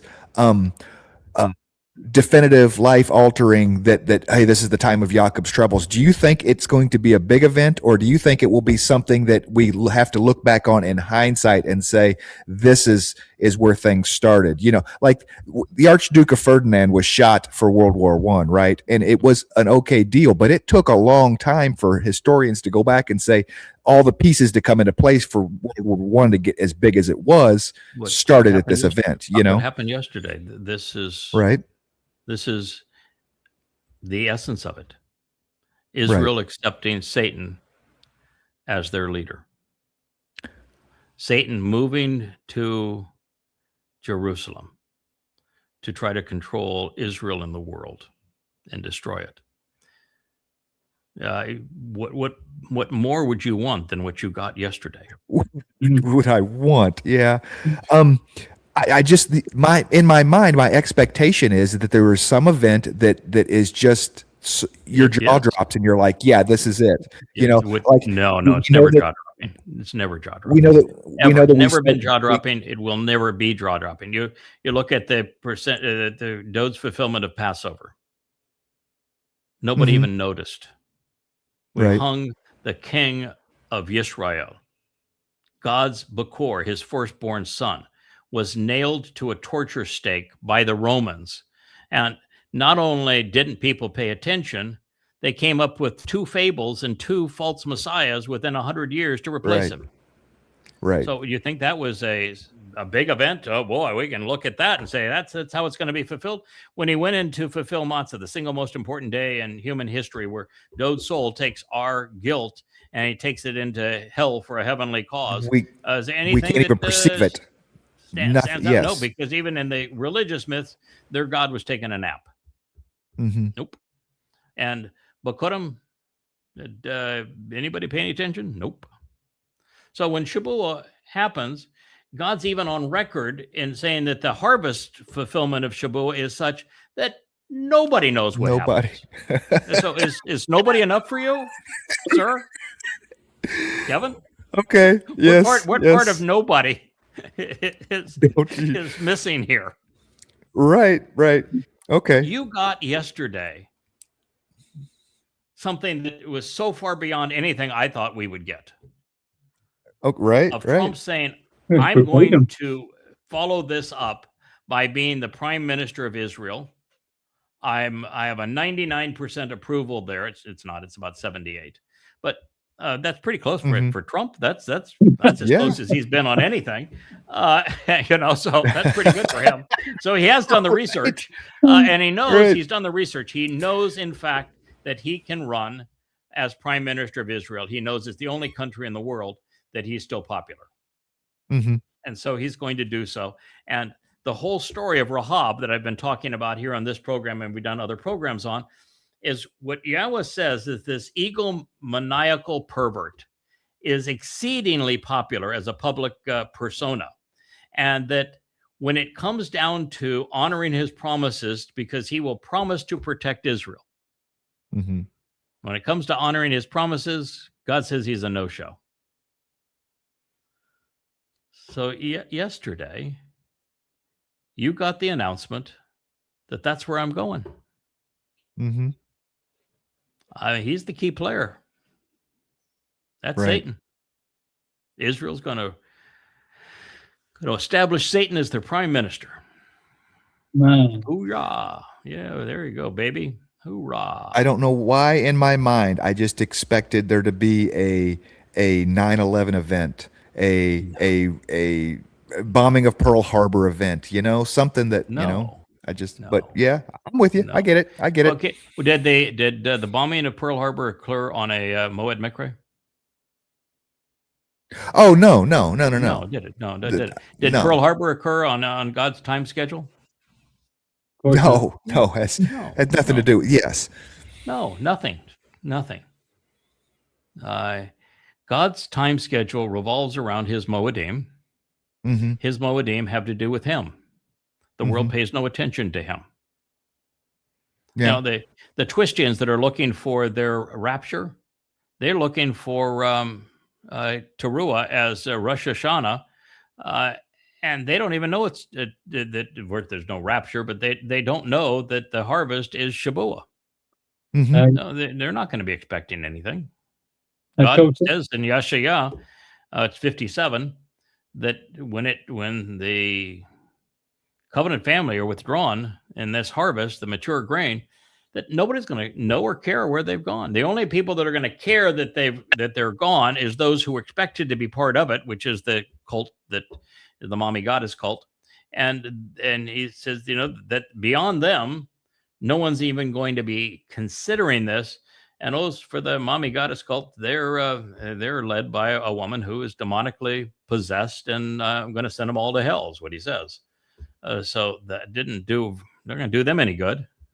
Mm-hmm. So no, it's just not. That's not Yahweh's style. The only thing we know that is with the things that we know is that God says it's going to be the worst time in the history of Israel. Mm-hmm. Now, that doesn't mean that all 7 years and 4 months are the worst time in the history of Israel, but collectively, if every moment was the worst time in the history of Israel, you wouldn't get through 7 years and 4 months. So it ratchets up.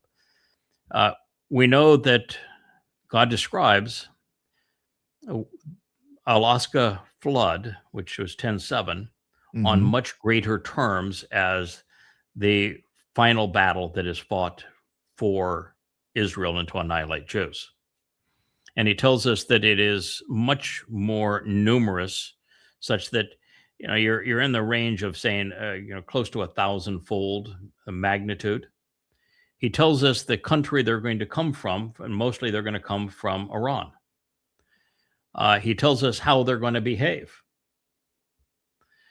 And he tells us that 2 out of every 3 Jews are going to die over this 7 years. That's a lot of information to process. He tells us that right after this fellow, as Rahab, shows up on the 29th of January and declares that he is God and establishes his own rules for his religion on the Ides of March 15th of 2030, he tells us that 2 witnesses will arrive on Passover that same year, which is April 18th, I believe, in 2030.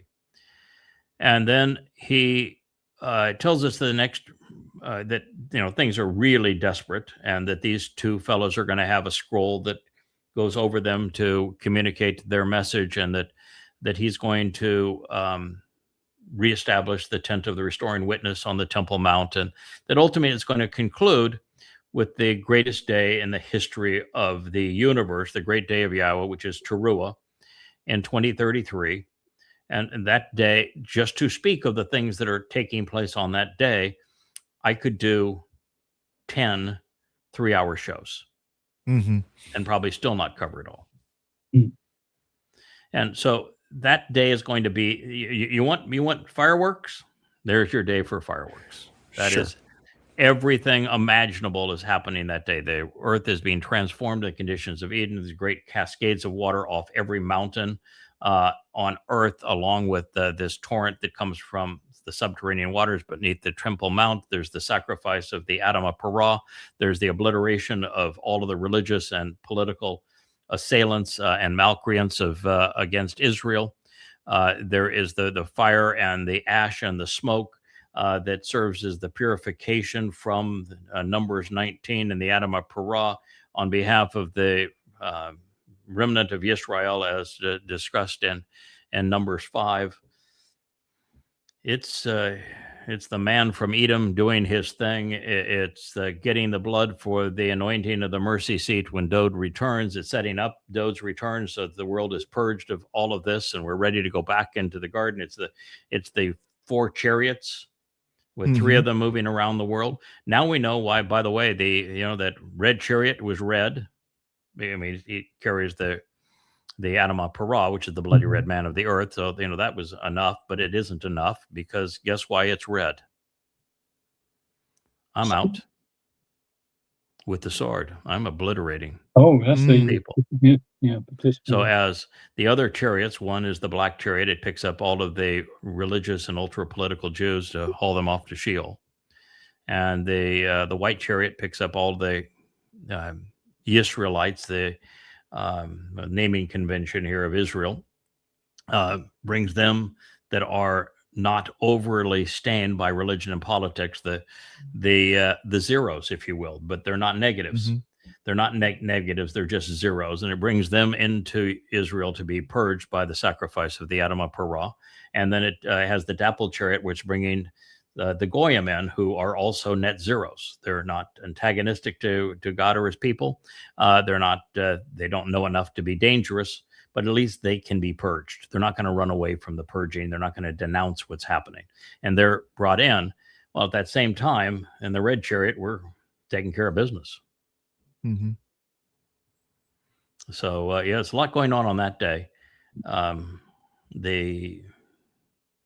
Even the fulfillment of the harvest is unseen, unnoticed.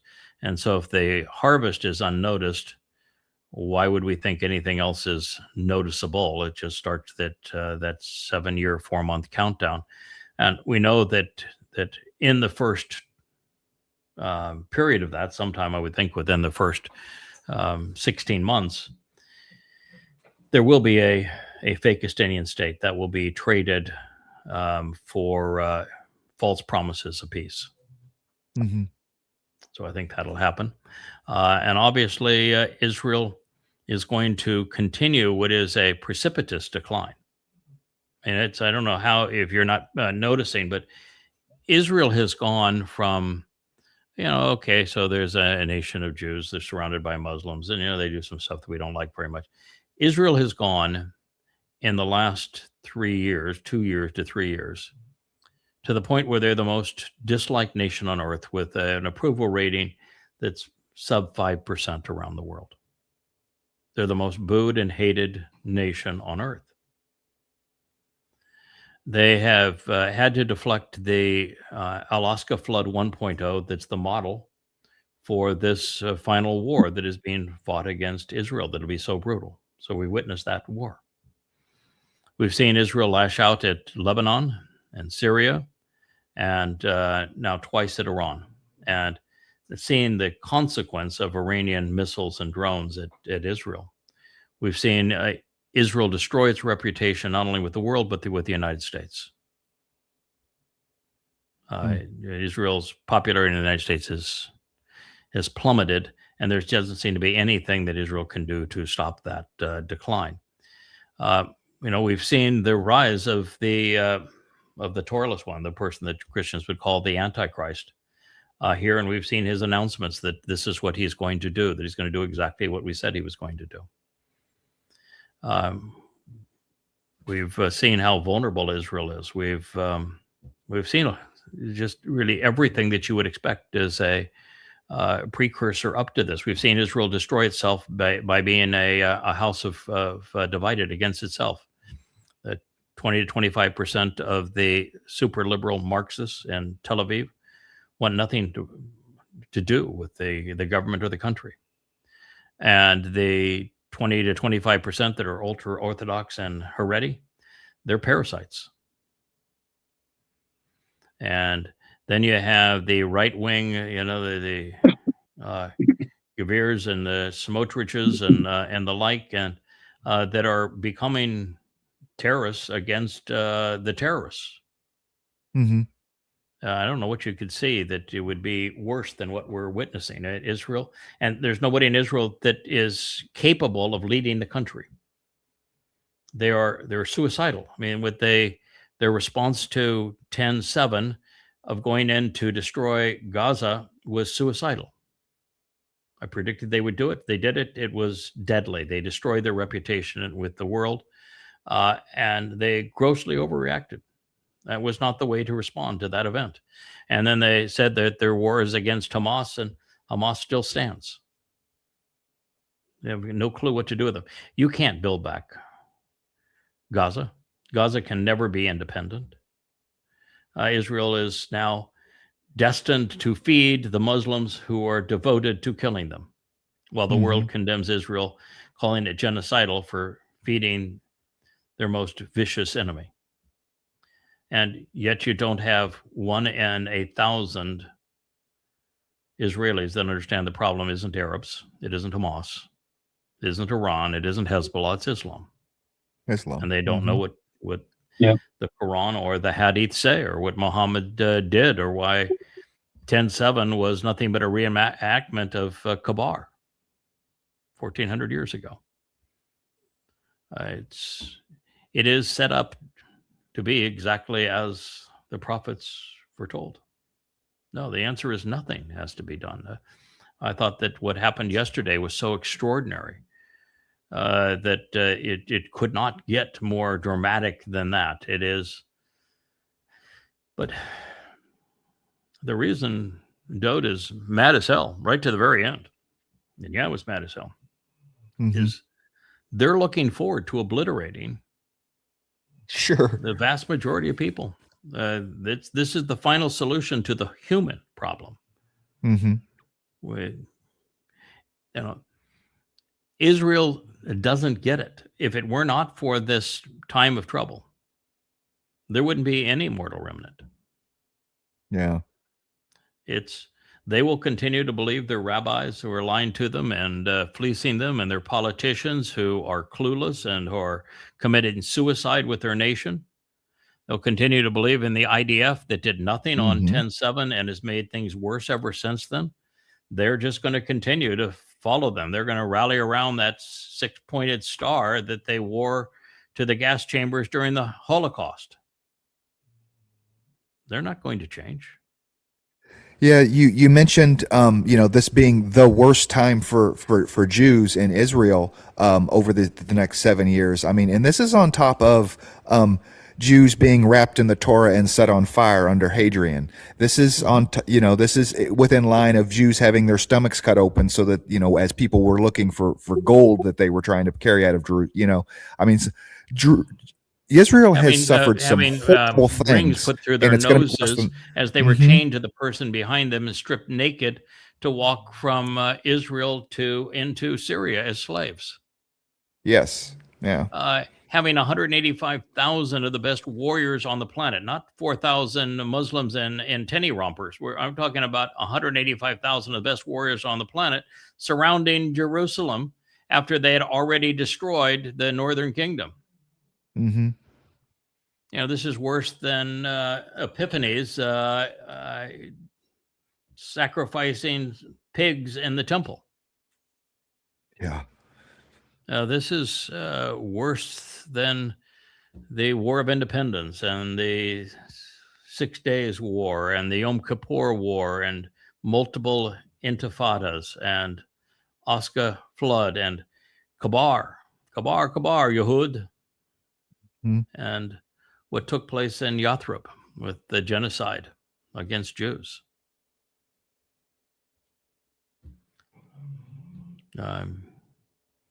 You're seeing everything that God said was going to happen, and it's just going to continue to play out, and it gets more shrill as we move to the end. And at the end, if we don't respond the way we do, be the end of the planet. Now, there is in Debatim statements that indicate that we're going to have a nuclear war along this period too. And Yahowah actually says that he is so angry over what's happening that he too is going to resort to fire and brimstone. It's going to get really nasty out there. Right. And, you know, we also just have all manner of threats, too. 3 or 4 days ago, they found an asteroid, big fella, 300-400 feet across, that if it hit the Earth, would be, you know, take at least half the Earth out. I mean, we're people within 5,000 miles of it would be incinerated. And they located the existence of this asteroid like a week before it's going to buzz by the Earth, and it's going to buzz by 1/4 of the distance to the moon. Ooh. Yeah. When Apophis, MN 2004, does its flyby in 2029, it's going to be inside of our satellite rings. The orbit of the satellites, it'll be inside of the satellite orbit. Wow. So, you know, it's Dude. we really got a mess on our hands. The sun is acting up. You know, volcanoes are increasing. We're getting more storms. And we have made a contribution to Earth's climate, and it's the planet's not happy with us. And clearly, you can see that with AI being geared into, you know, like we did a program yesterday, we talked about the CENTCOM commander saying we don't target civilians. Well, he's partially right, because people don't target anymore in the U.S. military. It's AI. It's AI that's deciding who to kill. It'll be AI who decides who to live. It's AI that is doing the thinking for people who don't want to think anymore. Talk about put us in a terrible position. It's AI that controls social media, flow of information today, what you can say, what you can't say. And we're in a really bad situation. You can't use any social media outlet if you want to tell the truth. They won't allow it. Right. All right there. So the answer is no. There's not going to be a grand event. No, no fireworks to key. Okay. Yeah, we talked a little bit about Massey. Your guy doesn't do fireworks, by the way. It's just not his style. Right. He just doesn't do fireworks. Well, not that he was necessarily doing anything. And you're going to make that choice based upon what you hear and how you respond to it, or you're not. But if you're into fireworks, it's going to be or not. Yeah. You know, yes, during that last 3.5 years, he does some miraculous things with his 2 guys. But at that point, there's really no choice. Remember, the back's up against the wall. There's only 3.5 years left on the survival of the planet. I like this quote by Massey. I don't like him. He's a raging anti-Semite. So he's, in my view, he's a scumbag. But he's opposed to Trump, so he's not all bad. He's just, you know, mostly bad. But the fact that he opposes Trump, I find appealing.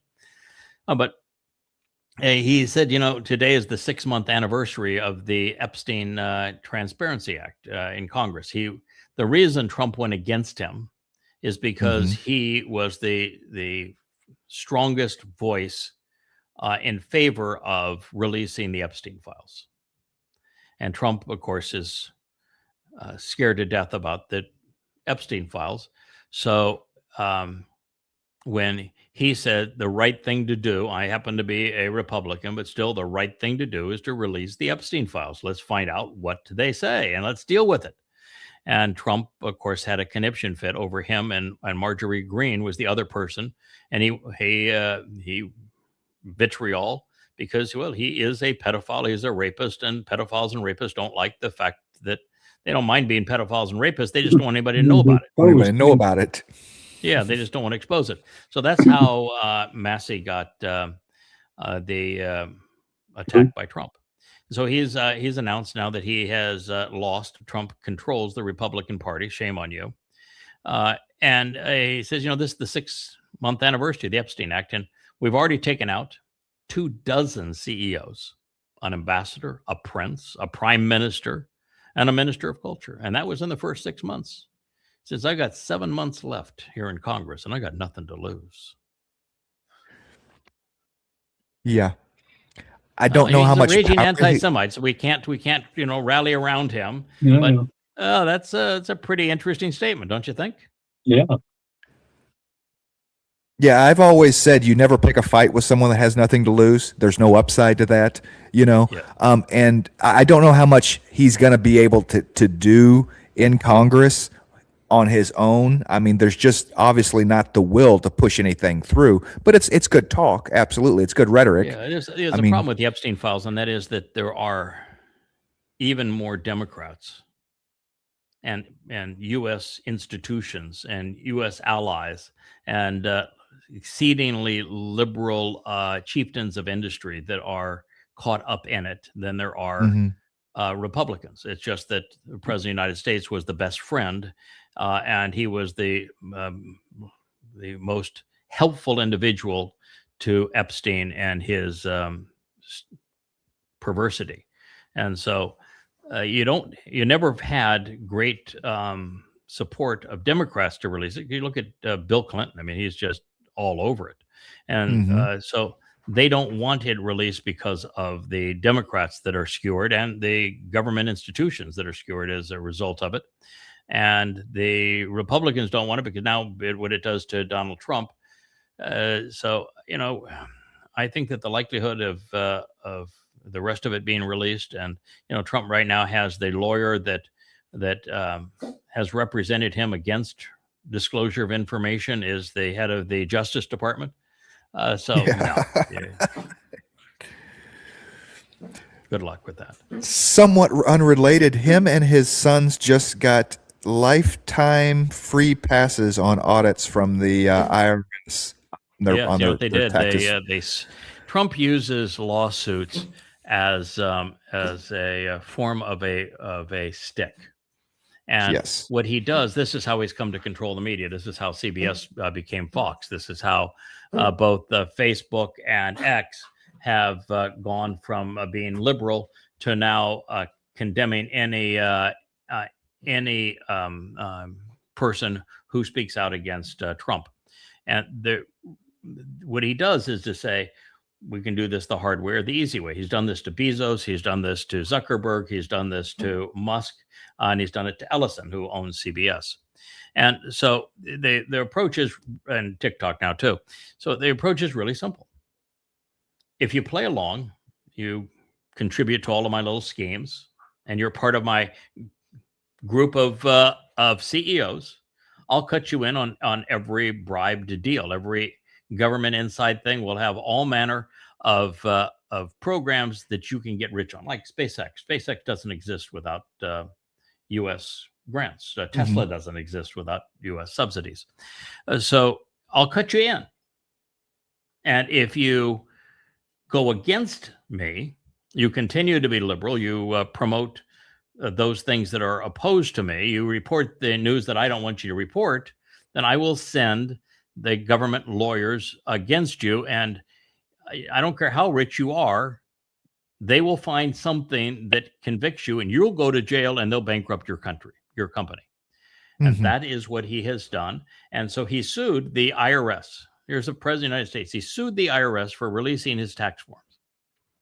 And to settle that suit, so that, and by the way, now the head of the IRS is appointed by Trump.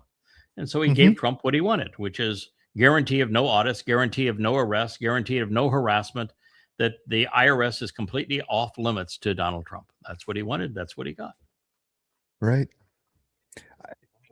It was crazy. I remember him talking about, well, how am I going to pay myself through the IRS when I win this lawsuit? They owe me $18 million or whatever, for my lawsuit, and so it's like me paying myself, Yes. What? It's just, I know, just exceedingly warped individual.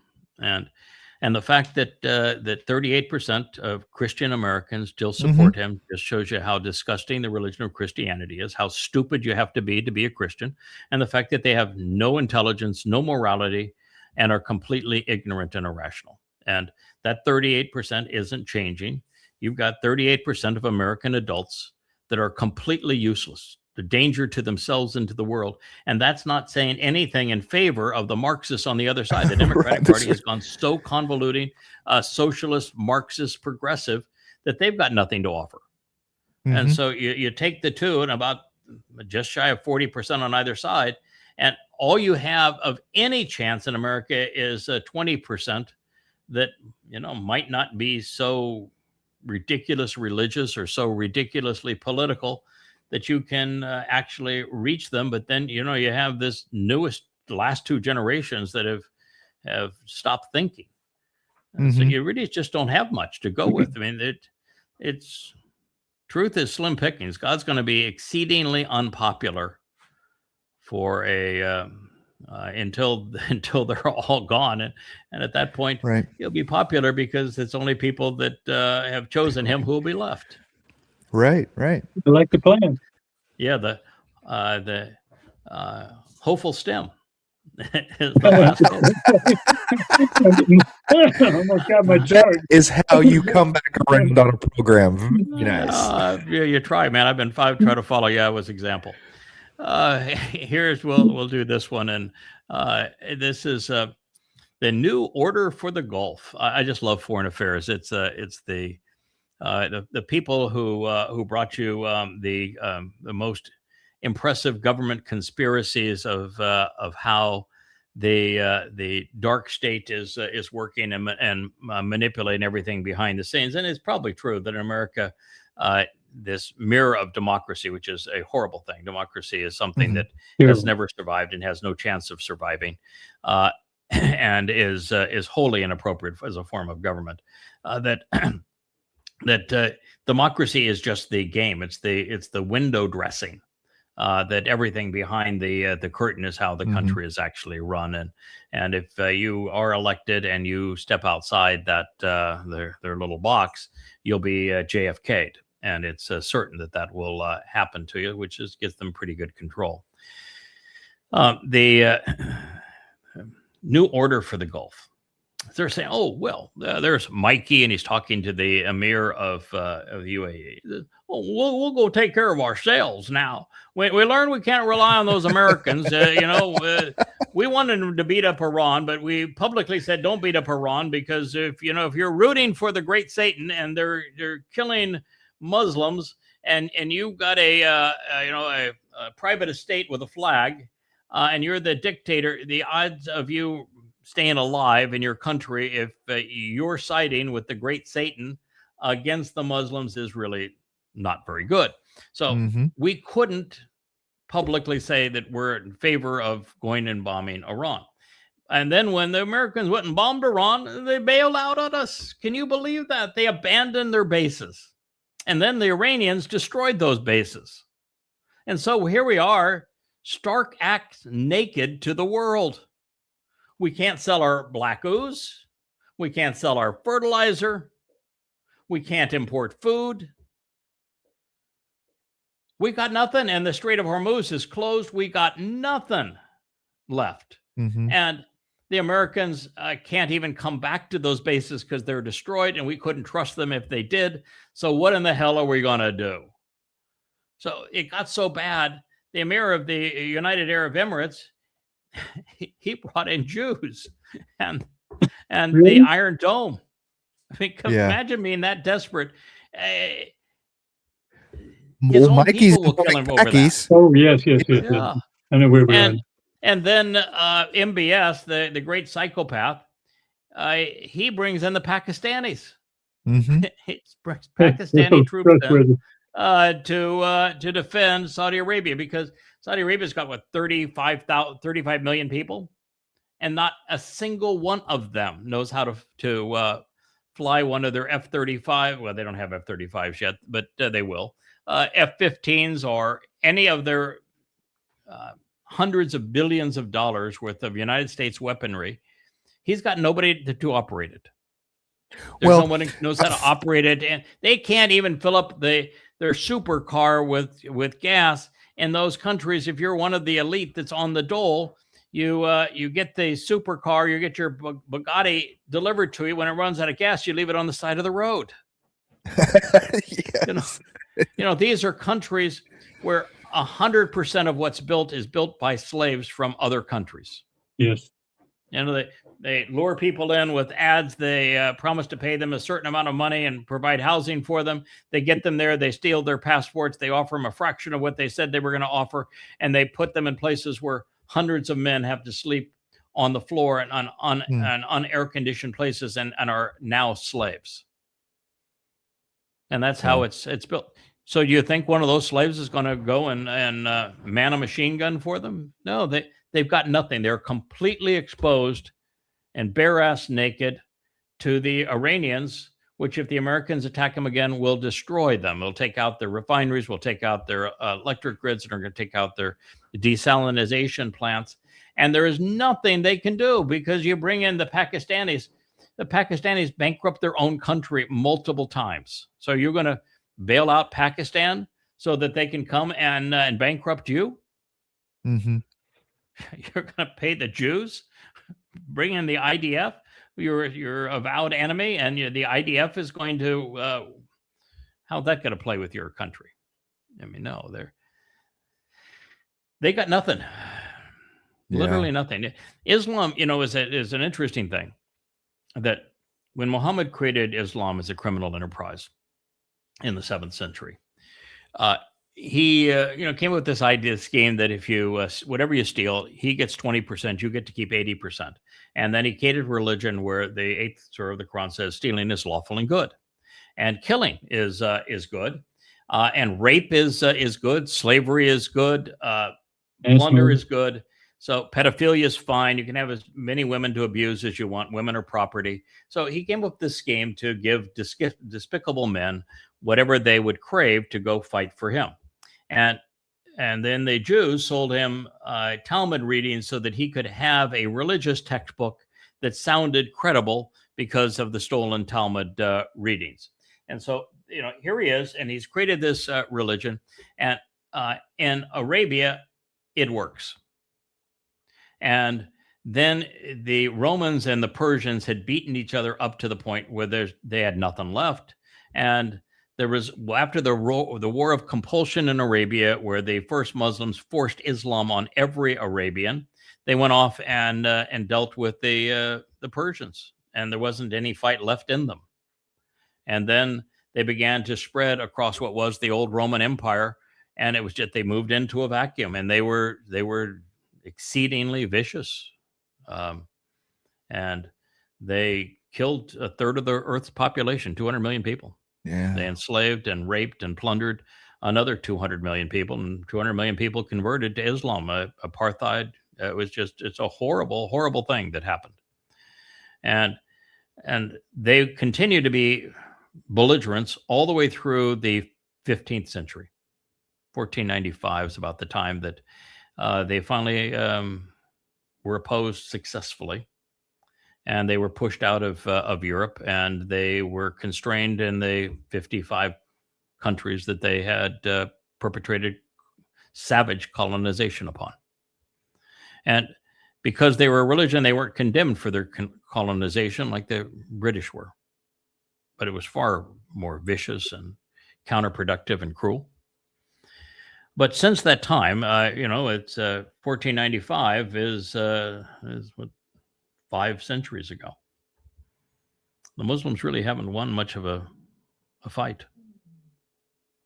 They haven't been able to defend themselves or to push their agenda in 500 years. So this is where they find themselves. Mm-hmm. And every time they try to push Israel out of the world, they lose badly. But now something has changed. One is that the whole world has turned against Israel because of Israel doing everything we said they were going to do in the Gaza war, which was madness when there was a much better approach. So Israel turned the world against them, and Israel is completely isolated. It's a vassal of Donald J. Trump, who is Satan incarnate. And now Israel has picked the second fight with Iran, and it can't win that fight. And it doesn't know what to do. And Netanyahu wants to double down. Zero chance of regime change, zero chance of resolving the atomic energy problem. Made it worse. and zero chance that the Arab world is ever going back to what it was, and going to be far more vulnerable. And world economies have been ravaged, and anti-Semitism's at an all-time high. So, and here they go. They're about ready to go back and do it all over again. Yeah, Israel's needs to start focusing more on Israel and step out of the things are not going well for them in Lebanon whatsoever. No. The move against Hezbollah was a bad idea in the way that they're doing it. The second war against Iran was a very, very, very bad idea, and they can't win. Israel has destroyed itself. Mm-hmm. It's put itself in a position where it's completely vulnerable and hated. So really sad. This is why I'm just so disgusted, would be the term, with Christian Republicans. I mean, if it wasn't for Christian Republicans, Donald Trump wouldn't exist. And here he is with images of himself as the Pope, here himself as images of Jesus. Here he is, the great flag bearer. Here he is carrying the AK-47 when he's actually Private Bone Spur. Here he is with his salute of the Fourth Reich. Mm-hmm. He's a terrible confabulator. He's a rapist, a pedophile, egomaniacal jerk, and they genuflect around him. You can't have any sense of concern for the United States. When the United States is destroyed economically, militarily, turns to total anarchy, knowing that 40% of Americans are Marxists and completely oblivious to the fact that collectivized man is evil man, mm-hmm. and that the 40% are psychopaths to this perverted monster. What is there to have pride in? What is there to rally around? What is there to care about? Yahowah's name. That's you that's guys still live live in the continental United States. Mm-hmm. I'm sorry. It's going to get really nasty in America too. Oh yeah. Yeah. Who knows what's going to happen with this upcoming the midterms because the Marxists are not popular. Trump is exceedingly unpopular outside of his base. He has no sway with independents who carry most elections. But the independents are not going to naturally cling to Marxists. Oh, they just won't show up. Yeah. So what in the world is going to happen? And America's put itself in a real mess, and it deserves its fate. And he said, "Okay, one more." Well, yeah, this is a good one to end. This is a good one. Yeah. Yeah, this is Fidel Castro's brother. I love the fact he's got 4 stars on his lapel and 4 stars on his hat. So he is General 4-star there. He's the real deal, isn't he? The real deal, man. Yeah. So he is man to be dealt with. He's not the leader of Cuba, but most people think because of his being the brother of Fidel, that he is the power behind the current throne. So the Donald decided he's going to indict him. He's going to kidnap him. That'd be the next person he brings over to the United States. He's going to kidnap him. President kidnapper. And so, I figured, well, finally Trump found somebody as old, as decrepit, and as weak as he is. This would be a fun fight. I'd love to see these two guys put on the boxing gloves and go at it, wouldn't it? When you go out at night and you get all the 57 Chevys around and you Oh yeah, it's absolutely. Trump failed miserably with regime change in Iran. He's failed miserably with regime change in Ukraine. He's failed miserably with regime change in Venezuela. This idea that we're in control of Venezuela and we're getting all of their They're really thick ooze. No, we're not. Venezuela has just gone to the point where it can't close for business. Yeah, it's closed for business. So, now what? And destroyed our reputation with the entire world in the process. But you're going to go after this old guy? I mean, come on. Unless you're a MAGA and you're just really grossly immoral and stupid, why would you rally around kidnapping and beating up this old fart? Well, and what's the upside for Cuba anyway? What, like Kirk was saying, so what do we get out of Cuba if we do regime change there? What do we gain from Cuba? Well, more 57 Chevys, more classic 57 Chevys that are in mint condition. I mean, is that what the United States gets from Cuba? I don't understand why it's like when Trump said he wanted to make Canada the 51st state, and you're saying, oh, have you thought that one through, pal? They are exceedingly liberal in Canada, and so what you would do is you would increase the popularity of the Democratic Party by 50% if you were to do that. The same thing would be true with Greenland's only 57,000 people there, so it's not much to talk about. But he wanted to make Venezuela the 51st state, and now Cuba. They're impoverished.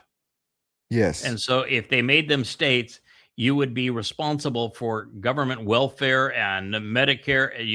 You'd bring in a fraction of 1% of what you had to pay out. You would take a country that is already bankrupt and $40 trillion in debt, and you would take it to 100 trillion. Made Cuba the 51st state, or Venezuela, or Canada, or Greenland, or any place else. You're not thinking it through. What's the point? You talk about the Venezuela being the largest oil reserves in the world. That's just not true. The vast majority of Venezuela's oil, you can't get out of the ground. It's too heavy. You just can't. If you got it out of the ground, there's very little you can do with it. And if you have any interruption, it gets stuck in the pipes and you can't get it out. It doesn't have much value. What has value is the largest oil reserves in the world that is easily extractable. And that's when we gave Iraq to Iran. You put the two of them together and they dwarfed the rest of the world. And we screwed that up, though. But yeah, what's the purpose other than chaos? I mean, he's Captain Chaos. I want to control the world. One more. Captain Chaos says, everyone's going to bow to the U.S. military, but you couldn't beat the Houthis. The other day, he was talking about how Obama withdrew from Afghanistan in shame. Not even smart enough to know it was Biden. Right. And had Biden not left, I mean, he should have left. He just didn't have the courage to pull it off. I didn't even know what president it was. He's constantly harassing the president that nominated the Federal Reserve chair, not knowing it was it was him. It was his nomination. This guy at least knows that the sunglasses go on the nose and on the ears, and he's got a hat that doesn't look stupid. So he's already ahead of Trump. Right.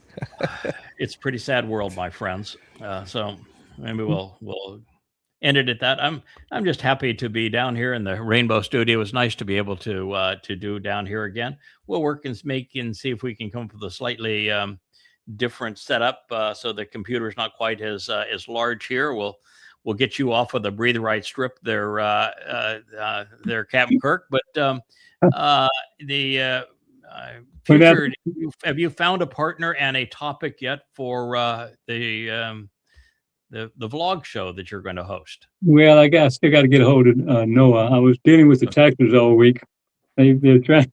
I spent some money. The people wouldn't give me their TIN number, so I'm being audited because they think I'm a crook because I spent money and got to take a deduction for a service that. Anyways, but I talked to my accountant last night, and so you're being audited. That's funny. Yeah, I heard that. It's not audited. You get a questionnaire, and then they audit you. if you don't, or they just fine you and then you have to fight them. So it's Well, like, the good thing is, I would recommend doing it if you move here where we are. You know how many successful audits the IRS has had in the U.S. Virgin Islands? they can't find anything down there. Zero, because they can't, of course, get a jury that will vote in favor of the IRS here. Sunny place for shady people, I guess. I tell my accountant the story, and I said, but I like my freedom. Yeah. And so I'm not going to tell you one word how to fill out that. Oh no, I pay the my same. submission. I said, you tell me what I owe, and you fill it out, and I am going to have zero input in this because I don't want any vulnerability. But I can tell you that that it's one of the perks of living here is that you'll never hear from the IRS. In fact, you can't even electronically file here. Mm-hmm. You have to take your paper file and hand it to somebody, and you have to have duplicates of it so they can stamp it and say they received it. Otherwise, they'll deny even receiving it. Just a final word, and thank you for having me on the show. But the thing that as I try to condense all this entire show, if you're outside looking in and you're going, there's no hope here. I mean, if it's not Yahowah, then you're done. Please listen. I mean, we came to that conclusion 20 years ago, and I never stopped. And all the people who've come along, that such a good family. It's wonderful that they get it. But we were doing this for them. Isn't it amazing that the majority of those who are part of this covenant family have been together, educated, searching, learning, open to new information, investigating for anywhere from 10 to 20 years. Mm-hmm. Yeah. Between 10 and 20 years. That's a long time in a completely open system where you're encouraging everybody to do their own investigation. Yeah. And great fun. It's an extraordinary situation. And, every day we come up with a new insight that is profoundly important, that no one has ever perceived before. And we're just building on top of this at a prodigious rate. And so here you are, you have every opportunity in the world, even for eternal life, for a relationship with God, for inheriting the universe. And we're offering all of that to just those who will listen and respond intelligently. We won't take anything from you. We don't ask anything from you. But that's not good enough, I guess, because it's not religious, not political. God. I know, it's just amazing. That's why God says in the end, he's going to resolve his human problem. He came to realize very early on that one person had the potential of being good or bad. But the moment there's many of us, we are all bad all the time. And that's what he said, that as soon as there became many, they were all bad all of the time. And it has been true for the last 6,000 years. So yes, sir. I think that there are independent islands of sanity, and that's what we will have to continue to be. And I thought it was so interesting that when Yahowah reestablishes the earth in the conditions of Eden, one of the reasons that he's doing the whole planet is so there can be some distance between us. Yeah, that he knows that we just do not do well under collectivism. That when we gang together as empires or religions or institutions of any kind, we go amok, and we go amok in a hurry. So he's going to give us the best chance we have by giving us some room between us.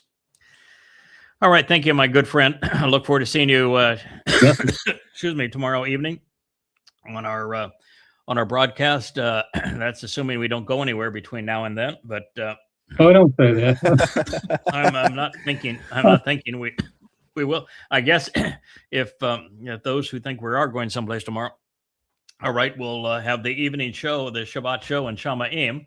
That won't be so bad.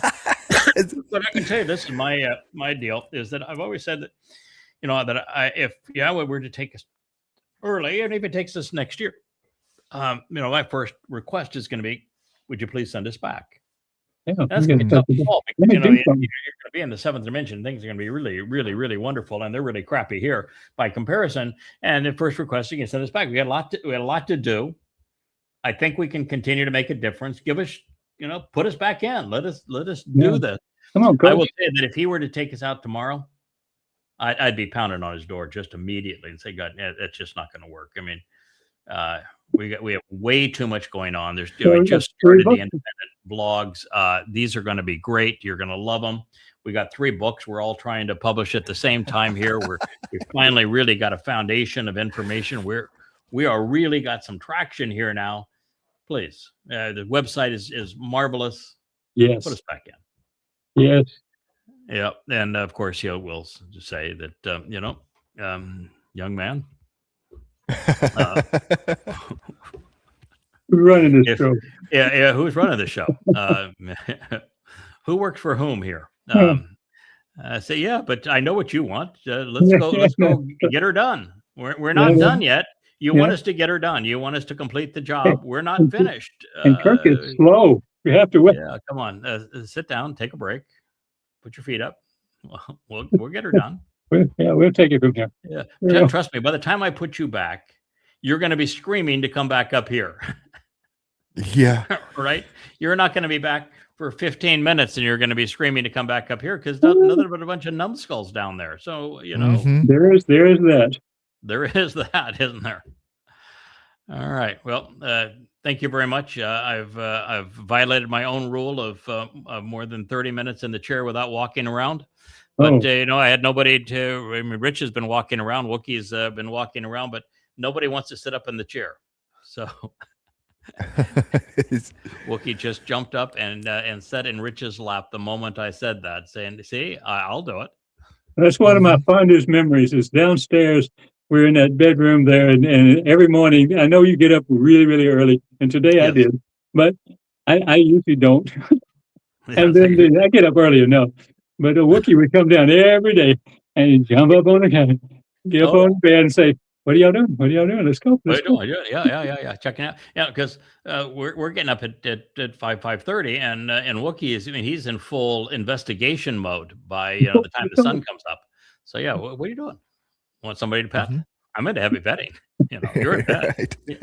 I know that you guys do heavy petting in bed. I'm here. I'm available. The Wookiee. He is the most interesting character of the group by a long shot. All right, my friend. Thank you. Always great to see you, Kevin. We'll look forward to doing this again tomorrow. Did we have any affirmation of a guest tomorrow, or what are we? I haven't lined up a guest for tomorrow yet. I was going to kind of take it easy and see, but if you want a guest, I'm sure that there's plenty of people that I am fine. Okay. I am fine just being the two of us, and we can do a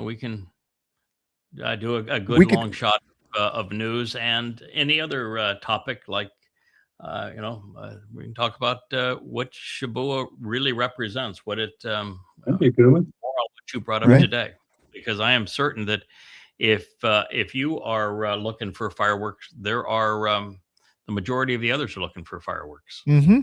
Yeah, let's talk about absolutely. You represent the voice of the many, so we can go into that and we're going to know soon enough because we're gonna be there in 24 hours. Right. All right. Well, thank you both. Yes, sir. Take care. Hey there. Thanks for tuning in. That was Fetch. Gotta run now. Catch Yao on our next podcast.